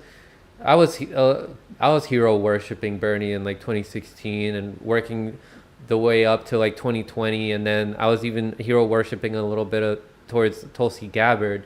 But I guess I woke up from that. I'm not relying on other people to solve my problems anymore. People need to realize that they're the ones that need to take action themselves. They can't rely on other people to do the work for them. The audience members, you are the hero of your story. You need to take action. Nobody else is gonna come save you.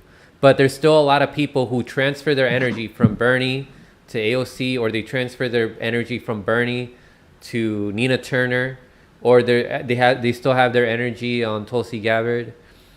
What are your guys' thoughts on that? Do you guys see any hope in having more people move away from that hero worshiping? I think it's fucking battle. It's violence and shit ain't gonna change somebody's mind. Killing somebody or something ain't gonna change people's mind. It's literally in their mind what changes their mind. So it's a what's going on is a battle of the mind, and the CIA or FBI, foreign governments around the world, are like shaping people's minds, and doing like media to me is more important than voting, and like disseminating information. And like historically, ideas have shifted the society, and not like one person or whatever. It's always like everybody realizing something. Like the age of reason, made people realize that religion. They questioned religion and just things like that. Like you don't need violence, and you don't need one person to do it. You need like a collective, and like it's to like change people's minds, I think, is the most important thing. Yeah, the struggle is definitely ideological. I mean, I don't know. I don't got much hope, but I'm not gonna give up either. I mean, I don't want to. Yeah. I don't want to tell people to stay home and not do nothing. It's just like I don't like. There's so many. It's like I've told you guys this. It's like whack-a-mole. Like you could wake one person up, but like there's so many things now that they got to confront. First of all, the Great Reset. Like we don't even like the people that research this every day don't know like how that's gonna manifest itself, and like that's something that we got looming over us. And then like the economics, the war, and like the tyranny of the social media fascists now.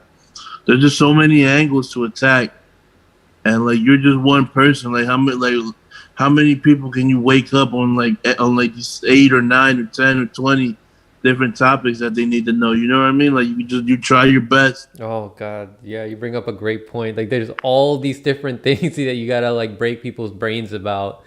Like what we you do gotta pick your own with brain, our foreign like policy on a daily or weekly basis just to keep up. Yeah, like consume all this like think about it, Franco. Like you're consuming all this negative energy and stories and mischiefness that these people want to do, have done, or plan. Like it's already in the works. And number one, you're looked at like you're crazy. Like I'm the crazy one for trying to help you out. And like it's a demoralizing thing, but like at the same time, you're doing the right thing.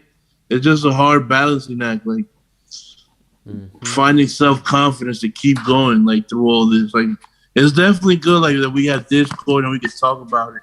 Cause I if I had to go through like the election and then the insurrection and like the 1,400 forced to vote like by myself, like without talking to anybody, like I don't know how to do it. That's why people got to make shit fun, because it's like, dude, it's fucking like nobody wants to be like a part of this like stale ass fucking shit, you know? Yeah. People want to have fun and like be a part of something video cool. games and talking about all this shit, right? Like what you guys are trying to do is have your channel be like a gaming channel where you're talking about all this stuff like the Great Reset and foreign policy. Yeah. I want mine to be like a variety show, like anything can go on or whatever. Like the Mr. Wilson show is a variety show. I want to have like a political variety show. So I just want to let everybody know we are live on Rockfin. I no longer can take super chats on YouTube. So if you want me to read some of your comments, shoot a super ray over at Rockfin. Be part of the conversation. We'll answer your questions. But I do want to ask you guys, Anthony and Prop, do you see a lot of hero worshiping with people like Jimmy Dore, MPP, Nick Brana? Anybody, name the person and you got stands. Kyle Kalinske. Yeah. There's a Franco. You know what I mean? I'm a Franco stan. You know what I mean? Like we all got heroes and shit. Some people I think are worth more being a stand for than others, though. And it's like, exactly. But that behavior, like, it's prevalent. I don't know where it comes from, really. Like, I guess that's above my pay grade, but I've definitely noticed that, like, there's I like standing for like the underdogs, though, man. Like I like Chris Hedges because that motherfucker gets like no love from like he gets some love from like people, but they'll like just name drop him. Like, no, they've never read him. Like his books aren't selling huge. like his YouTube, like RT channel doesn't get like huge views and stuff. Like your channel, like just shit like that. And those are the people that they're usually the underdogs for a reason, because they aren't selling out or whatever. Yeah. People have to. But yeah, to answer your question, like it's crazy. Like when you want, like you like somebody like Jimmy Dore, and you want them to do better, and like just the mildest critique, then like you're a neo-lib, or like, oh, why you talking shit about Jimmy? Like, come on, man. Like you think everybody wakes up perfect in the morning? Like people have flaws. People have things that they can't see that maybe somebody else who watches them carefully can. Yeah. And that's the thing too, is some things like with Tulsi, like I wasn't necessarily like I knew that she was going to be cheated, and same with Bernie. So I kind of wanted people to support them and realize that they were cheated, and see the process happen or whatever. But I can't remember where I was going with that. You saw, like, you knew Tulsi was going to be cheated, and you were supporting her. But I forget what we were talking about prior to that, or I was going to link it to that. Hero worshiping. Oh yeah. So it's like there was like, it seemed like maybe I was hero worshiping her, or even people thought we were hero worshiping Trump, when it was like blatant lies about the person. And we'd even do it with Bernie, when it was like a straight up like lie about the guy. You would just have to debunk it, because it's just so ludicrous that you got to be like, you got to have the integrity to call out like a smear, and that to me isn't like being a stan. But when people like go out of all costs and won't like criticize, like people like with the whole Boogaloo Boy thing, like I don't know, I thought Jimmy was like ill prepared and shit for that, but people like go like above and beyond by like canceling him. And then other people will go above and beyond and like will just like dig their heels in and not say that Jimmy will ever do anything wrong. Yeah, ever did. Yeah. Like Rob Weber was even right at the start of the interview. I started watching. I'm like, oh fuck, he's right, dude. Tim Pool and shit. Tim Pool is a douchebag. But then the more he went into it, he ended up like losing his like his argument. He started sounding like a douchebag or whatever, and it's like, you had a point pointing out that you had Tim Pool on and you didn't even know who the fuck the guy was. He's literally Mr. Regime Change, and you're like against regime change. And it was, I forget why it was for Twitter. That's what it was for. Like so it was a healthcare thing. They were talking about healthcare too. They criticized AOC. That was the first time I ever heard people criticize AOC, because I was in 2018, I think. And they were talking about when Tim Pool was on Jimmy's show. Yeah, they talked about AOC and her Green New Deal, and that was the first time I heard somebody criticize AOC. Because back then I used to just listen to Jimmy Dore, Kyle Kalinske, David Dole. Even Nico was that critical of AOC back then in 2018. But the first it's a business model, man. It's a business model. You don't say shit and you get clicks. Yeah. Yeah. He was criticizing her Green New Deal, talking about, oh, you're trying to solve all these issues in like one bill and all that. But I didn't know who Tim Pool was at the time, but I think a lot of people on the left still don't know who Tim Pool really is. I don't think a lot of people do. Like there's a lot of people that do. I think people that watch him don't even know. It's like that whole section, like, it's so ironic. The anti-war left, like Combo Couches, Channel, Nico, Kim, Jimmy, Grant, like these people, like a lot of these people don't know who Tim Pool is, and they're the anti-war crowd. And it's like, this guy's pushing Bellingcat, he's pushing Syrian war, he's kissing Trump's ass, defending Trump from any like war crime he's committed, like, and then like it's like these people like just the smallest critiques. It's not even hard. You just gotta look at Tim's show for 10 minutes and you already know everything you need to know about Tim. It wouldn't be hard. Jimmy would have to watch one show and he would know that Tim's a scumbag. I think he's just as bad or worse than TYT.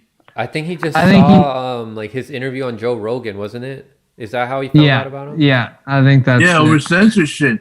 Because like Tim's a dick rider. Tim Tim will Tim hop is on for CNN. censorship, dude. The guy fucking he's always rallying about communists or whatever, and it's like he's literally the new Joe McCarthy or whatever.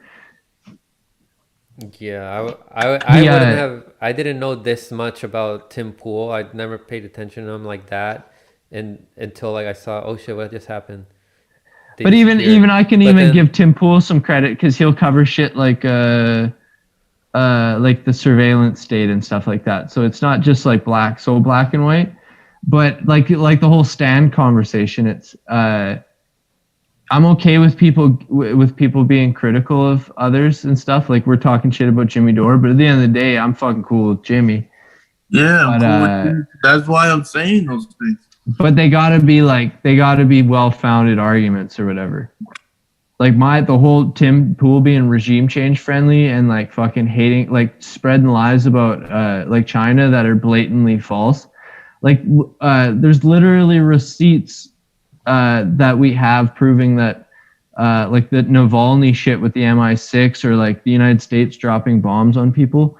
But then there's all these crazy deep claims about all these other countries, and we never see any like actual hard evidence. It's always just based off of claims and shit.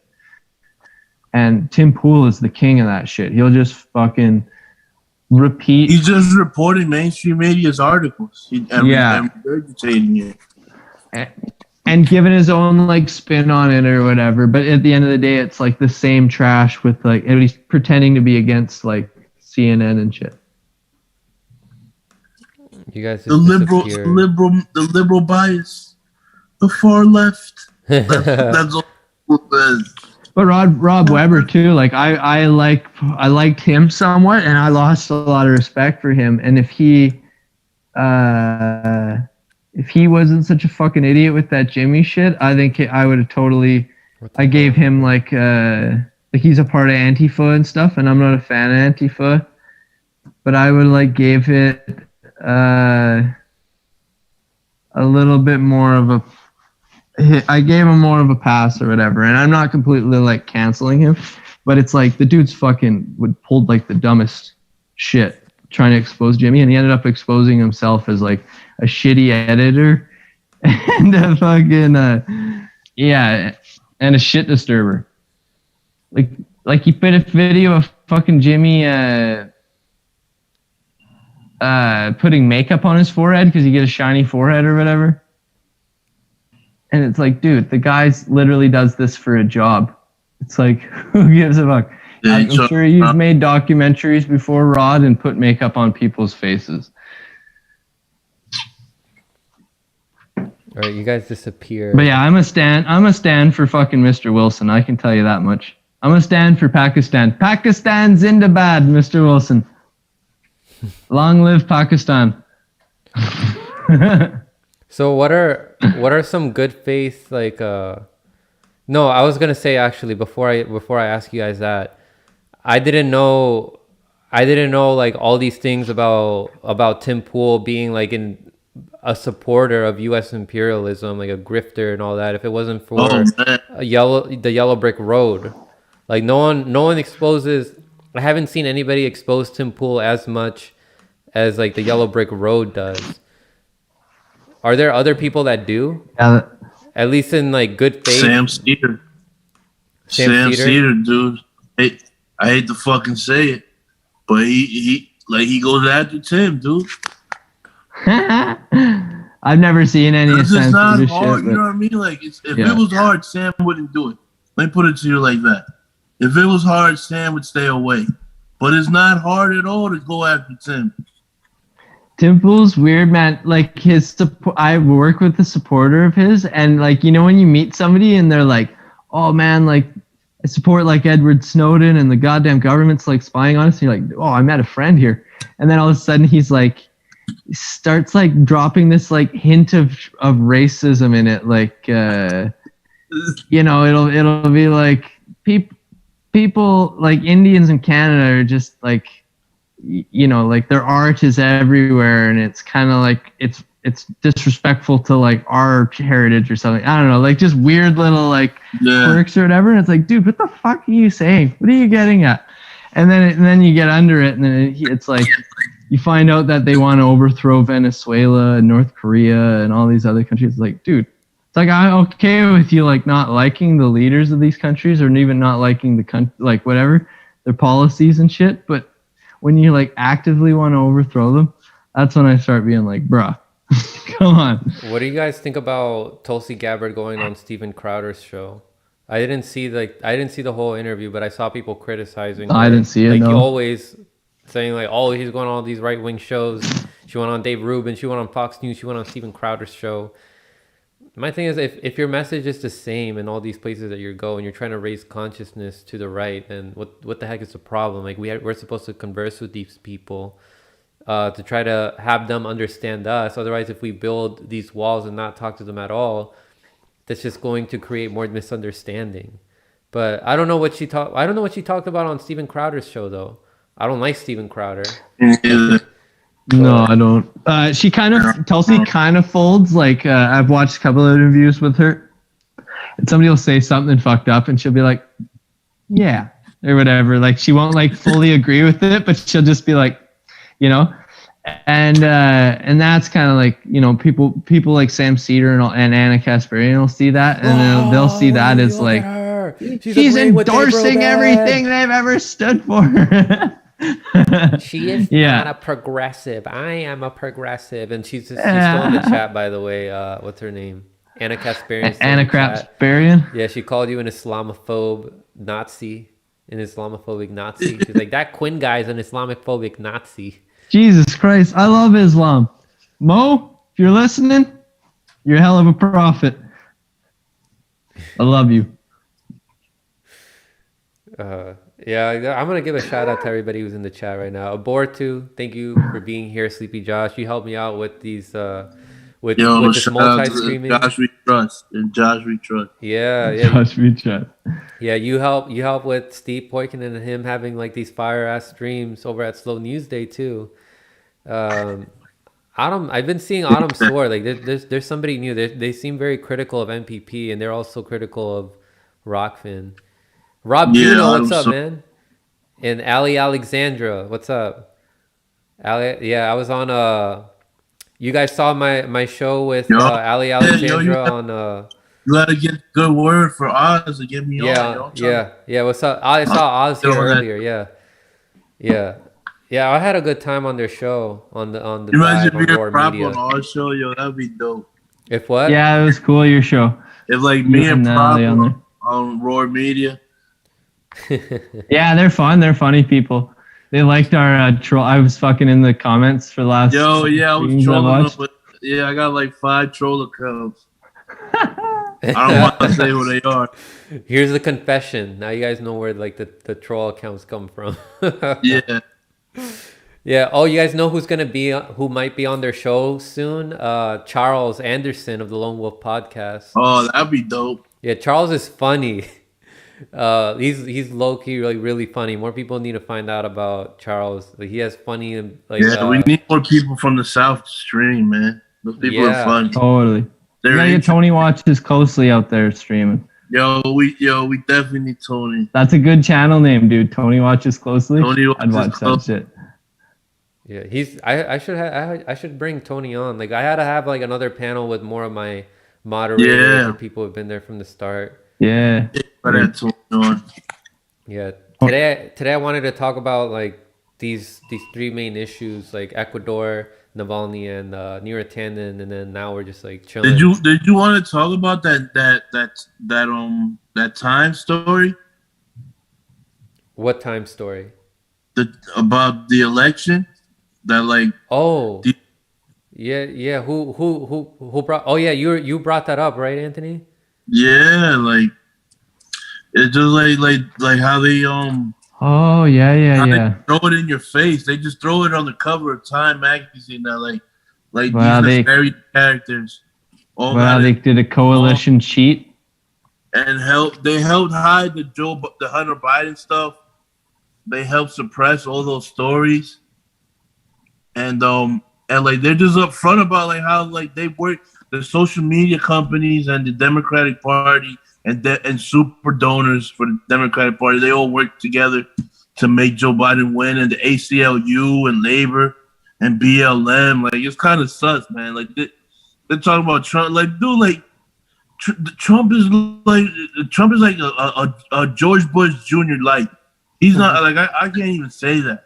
He's not even that bad. Like, he's bad. Don't get me wrong. He's done bad things.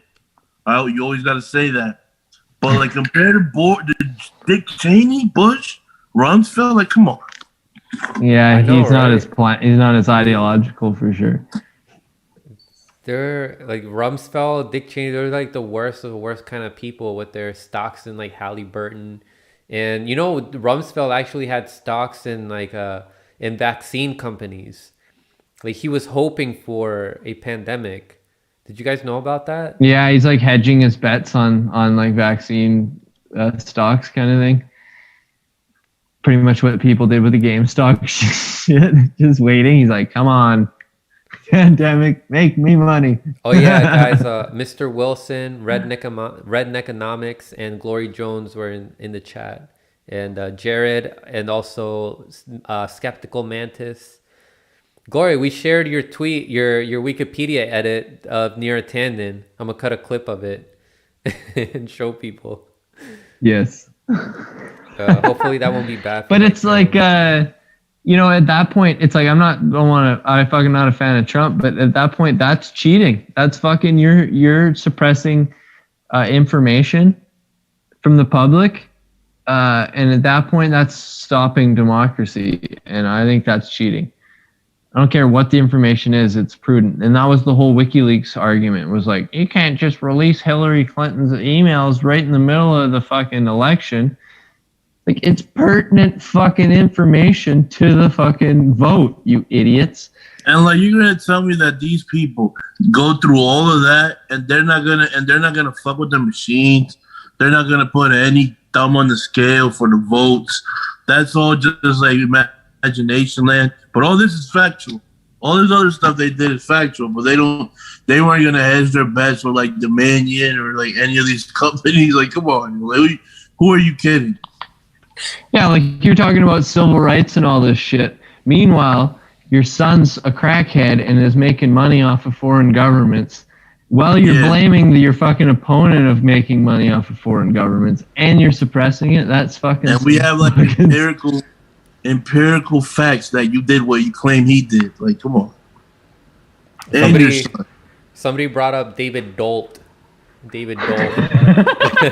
we have an actual informed Canadian here in the chat, right? So we wanna give us your critiques of David Dole propaganda. I know we had that one stream where we talked about David Dole and how he sugarcoats a lot of stuff from Canadian history, right? Or he does like the FDR history revisionists, where it's like that the Democratic Party was the sole reason why anything good in American like economic history happened or whatever, and how the middle class got, like, I don't know, the glory of the world, and it was what he's not telling people is that communists and socialists forced all these fucking larger political groups to do these things because they were such a growing force, and then they were literally suppressed and killed, surveilled, jailed for being just communists, just being communist supporters. We had a thing in Canada called Operation Pro-Funk that was exposed in the 90s or the 80s. But it targeted communists, and it even went to the point of targeting communist sympathizers. So if you're a liberal and if you sympathize with communists, you would be on this list, and it was how you would be indefinitely detained in any emergency. So if there was an insurrection, they could round up all these people and put them in internment camps. And a lot of these people had like there was instances of like terrorism in Canada, and all of these people got their houses booted in, and if they had a couple doobies in their drawer, they were thrown in jail. Oh my God. Like any reason kind of thing. So David Dole tells this like glorified history of the New Democratic Party and how it formed out of nowhere and saved Canada with this socialist guy named Tommy Douglas or whatever. Like, and this Tommy Douglas guy was a great socialist leader, but he's kind of like I'm trying to think of like somebody in American history that was like an MLK kind of thing that was like are allowed to be in history, but like ultimately wasn't.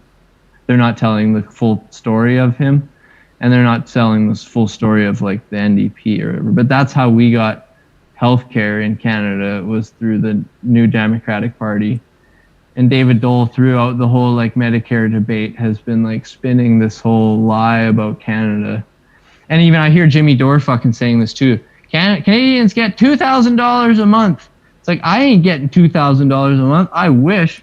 If you get laid off and you can prove that you were laid off, or if you're like a business that is losing money or something, then you can get money. But a lot of these people have to pay it back. That we're finding out now. And so a lot of the stuff about like Canada just gets like spread across the internet, which I was totally fine with, because if Americans got $2,000 because people were spreading lies about what happened in Canada, I wouldn't care about that.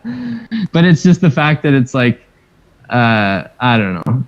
I wish that there was more of a coalition where people were covering Canadian politics with American politics, because so much shit is pertinent between the two. Hey, but we got Cristo Abeles, who talks about Canadian politics. Who? And U.S. politics. Cristo of Abeles or whatever. Oh, fuck. The only guy I know is he's a part of RT, and he's from like the East Coast. He's a bigger guy. I can't remember his name right now. Shit. Michael, I can't remember, but he's like literally the only guy other than David Dole that I ever see. Oh, and sorry, there's Steven Crowder. He's Canadian. There's a handful of Canadians, and Stefan Molyneux and shit, but fuck those people. I mean, on the left. What did you say, Anthony? Said two lunatics, Steven and Stefan. Yeah, dude. I laughed so much when Yellow Bro's like, oh, there's two like the worst fucking commentators are Crowder or Tim Pool, but I don't know. Tim Pool is just entertaining me, but he's just fucking stupid. Yeah, Shapiro too, man. Shapiro's pretty bad. And Shapiro, yeah.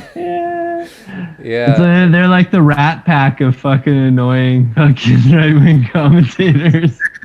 They're in the same league as TYT. Crazy, it's just that they're from like a different.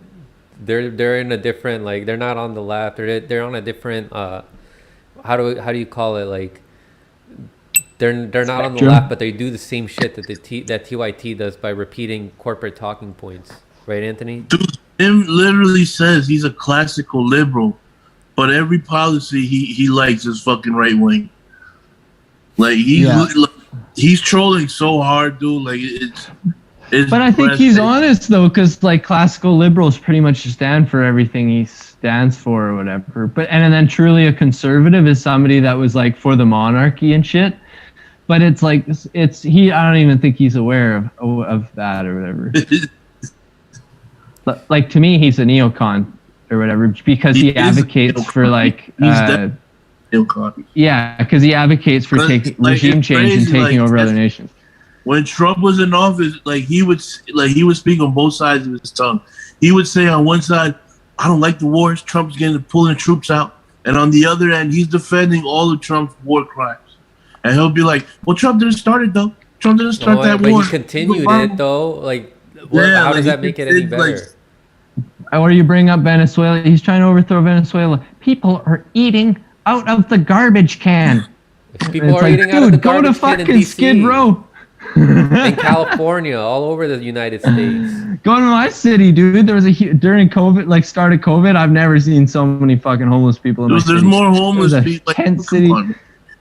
Yeah, dude, fucking East Coast, dude. I'm sure you see some crazy shit. You live right by Camden, New Jersey, dude. Camden, New Jersey looks like Havana.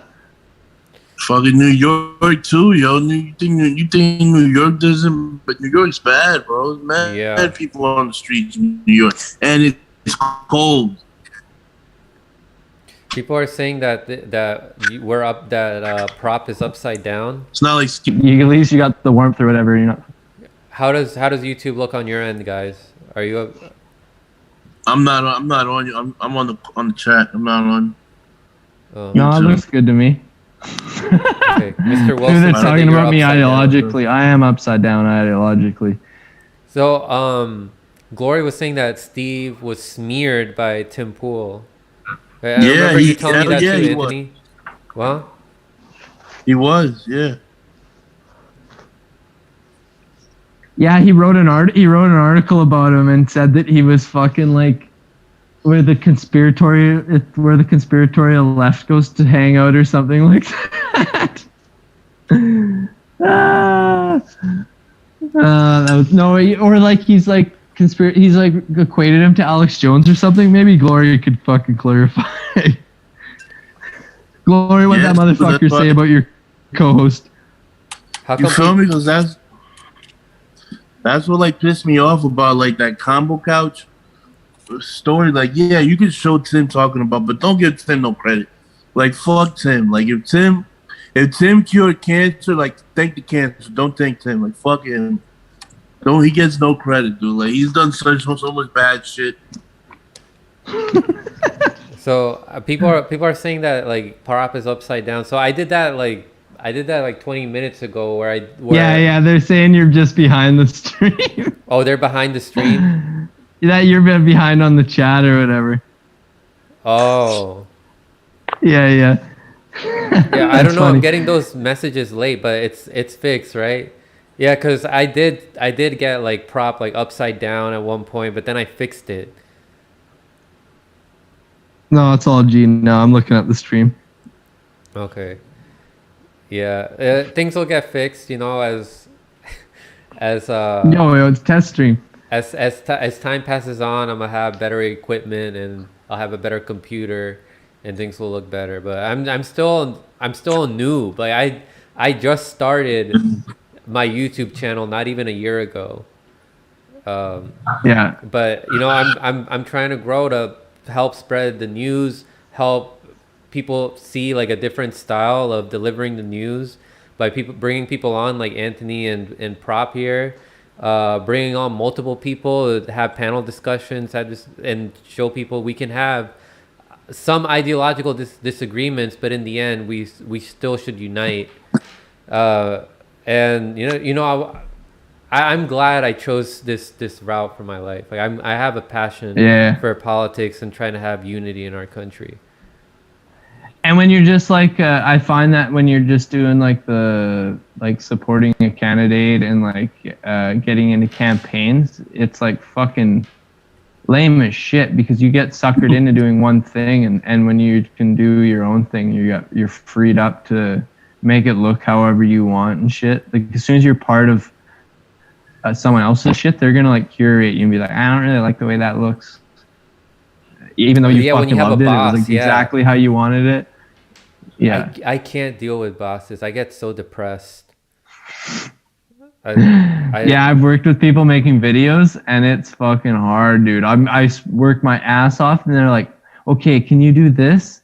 And then I like do it, and then they're like, "Actually, can you like redo all of it?" And I'd be like, "Motherfucker, dude! I spent like 48 hours on this shit, and you said you liked it. Okay, fucking shit's insane." But you just gotta like, sometimes you just gotta fucking do it. Sometimes it's worth it, but I don't know. That's why, like Matt Orfila, for instance, that's what happened to him with the fucking Bernie campaign. The motherfucker made sick videos. They bring him on, and he thinks he's gonna like make his videos, and they're like, "Actually, can you fucking change all the good stuff? They wanted it out in the video." Yeah, so being indie is fucking, I think that's where it's at. Yeah. I think it'd be cool to have a channel like collectively where people like 24/7 dumped like their content or streamed on it, and it was like always like live kind of thing. Yeah, like a 24-hour live stream of lefty news. Yeah. Isn't that what you're gonna do with what's it called? The Pan channel? Yeah, I was thinking about doing that, but I realized like we gotta get to know each other first better before we do something like that. Yeah. But we could probably do something like that with the new people I'm meeting now. Like I'm meeting amazing people. I'm getting close to people who I was admiring, like Yeah. Combo Couch, Nico House, I like Steve, the like Toy Anya Kid. and Rania and all those kind of people. They got Yeah, like good vibes together, and they all make content together, but then make their own content, Yeah. yeah, and they got good flow together. I think. yeah. Kevin Like I was watching Gastola, that The Gray left Zone, bitches Rania. today. That's a decent podcast. The Left Bitches, I think it's called. Really? Yeah, it's like Rania, Katie Halper. It's like 4 or 5 girls and one dude. It's pretty funny. Is it Katie Halper's co-host from like the Katie Halper show? No, it's another dude. Her co-host is fucking funny. He's so like nerdy. He has a Twitch, right? I remember I was streaming the Capitol riots and he was streaming it on his end, and then I was just like streaming his stream on my show. Oh, for real? Yeah. Yeah, You he stream, had like like, funny a little reactions to it. He was like Franco was streaming like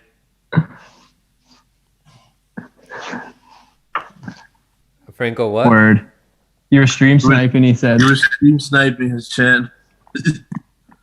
Yeah. Yo, one time I had Yellow Bro was stream sniping me, and then I start stream sniping him, and it was like a fucking Yeah. stream inception. Fuck, that was funny. Like your stream, it was a stream of you streaming him, streaming you, streaming him. It just went on forever. Yeah, that's funny shit. Yeah, Yelbro's hilarious, man. He couldn't make it today, but we'll bring him on again soon. Yeah. Yes, man. Dude, his co-host guy James there, he's on Instagram, and he OG is the funniest motherfucker. He was making these workout videos where I was like, is this an actual workout video? And he's doing like all these like he'll like lift up the weights and then like do like a hump and like flex or whatever, and it's like, dude, is that an actual workout? And he's like, no, dude, that's for real. And then the more he did, I was like, this can't be real. He fucking he grabbed a rubber, those like rubber bands or whatever, and instead of like doubling it up, he just takes like the one little piece and he's like pretending to work out, dude. Oh fuck! But he puts this like dead straight face on, like he's fucking lifting 1,000 pounds. How come he doesn't show up on screen on the anymore? streams? Yeah, we just hear his voice. But if you look back at Yelbro's old videos, he used to be on like as a co-host. I don't know what happened. At one point, they were saying that they changed their setup around and that he didn't want to move the camera or whatever. But I think he was getting trolled online, and he was like, "Fuck these people." Peace out. Dude, that's the thing. It scares me too to think about, like, I've said stupid shit. Like, I can't think about what I've said 6 years ago. Like 6 years ago, 7 years ago, completely different person. Fucking at one point, I was like a racist and shit. Like, I was more on like I'm trying to think, like I would have been watching like Tim Pool and rooting for Tim Pool, like fucking in my early 20s and shit, just because I didn't know anything, So it's like people could go back, and once you get into media, people can go back on your shit and be like, look at this fucking idiot. He literally said this shit about women, or he said this shit about whatever. And I'll be like, oh, yeah. You guys saw Kyle's old tweets pop up? Yeah, like Kyle Kalinske. Yeah. Yeah, like him in high school was probably something else. He was probably just fucking blabbing whatever, dude. It was like, didn't he say the N-word or something? Like, N-words are hungry. N-words are hungry. What? He tweeted He said the N-word yeah. about... He's talking about black men's dicks or something? Something like that. He said some crazy stuff. Yeah. But nothing like... It wasn't like, I hate N-words or whatever. Like, it was like making a joke where it's like stupid for you to say it, but it's not like malicious in any way. He said something malicious. He's like, I'm about to kill. He's like, I'm about to kill this lady in line who's like next to me in line, listening to her music loud. See, that's funny though, dude. That's some like fucking hilarious. But if you like single somebody out, like I'm gonna kill this black woman or whatever, there's could be N word in wrong. the lineup. That's bad. But like I'm just gonna kill this woman in the fucking bank lineup. God damn her. I could be wrong. I don't know if it was him or somebody else, but somebody was like, oh, like black ladies with their long nails. I was like, dang, that's effed up. Yeah, what I forget what Jank was saying behind the scenes. He was saying a bunch of whack Jank ass used shit the that they dug N-word up. Jay was saying he was gonna make on the scene. a bestiality legal. Bestiality legal? Yeah. That's See, that's wild. the shit mad. you just He that's was the shit mad you at just shake your head at, but you don't like fucking I don't know what to do with that. He said he was he used to be in Miami. He said he was at the beach and he was mad that women wouldn't have sex with him. He's like, That's what it is. Yeah, that was a good dumb one. for not having sex with him or some shit. Like He did used to be a right winger. See, and that's the thing. It's like I give Jank credit for changing or whatever, but ultimately he's still a douchebag sucking the he's still a establishment. douchebag, bro. Like fuck. But I it. realized that what he said back and then was like, you know, he's a different person. But now he's I mean, like he's still a dipshit. he's a different dipshit now though. Oh my god, guys! I just remembered that I work tomorrow. Oh shit, dude! At I work 9 to a.m. Yeah, I bro. work at 4 a.m. I was having so much fun here with you guys. Yeah, dude. Hell yeah, good time. Yeah. We'll do another stream like this again. I love having you guys on, delivering the news with you guys, and then after that, we just like talk about a whole bunch of random stuff, but still Random, yeah. It's very therapeutic. But yeah, everybody, thank you guys so much for watching. Propaganda, Anthony, where can people find you guys? Fucking YouTube / or / I don't know the fuck. Propaganda. PROPER. Aganda. Check it out. Find me on Twitter, Anthony Reyes 850, and hanging out here in the Discord too. Sign up to that. Somebody send the Discord. Yeah, put Franco's the link to the Discord, that's where you can hang find out me. with us, please. We share a lot of information. We need to grow communities online and on the ground. Like online, we share a lot of information. We try to help people wake up, raise people's consciousness. If it wasn't for me talking to people online, I wouldn't be as awake as I am right now. Like I wouldn't be as conscious as I am right now. I probably would be Yas queening AOC right now, like thinking that we're accomplishing so much. So It's a lot of good information talk to consume, so it's like the more hands, the lighter the work or whatever. Yeah, exactly. Like you guys give me information, and like I give other people information. So it's good to join online communities, and then you even meet people that live near you, and then you could probably like meet up with them, hang out, and then like help inform like each other's friends and stuff. So yeah, thank you guys so much for watching. Stay informed, stay conscious. I love you guys. Take care.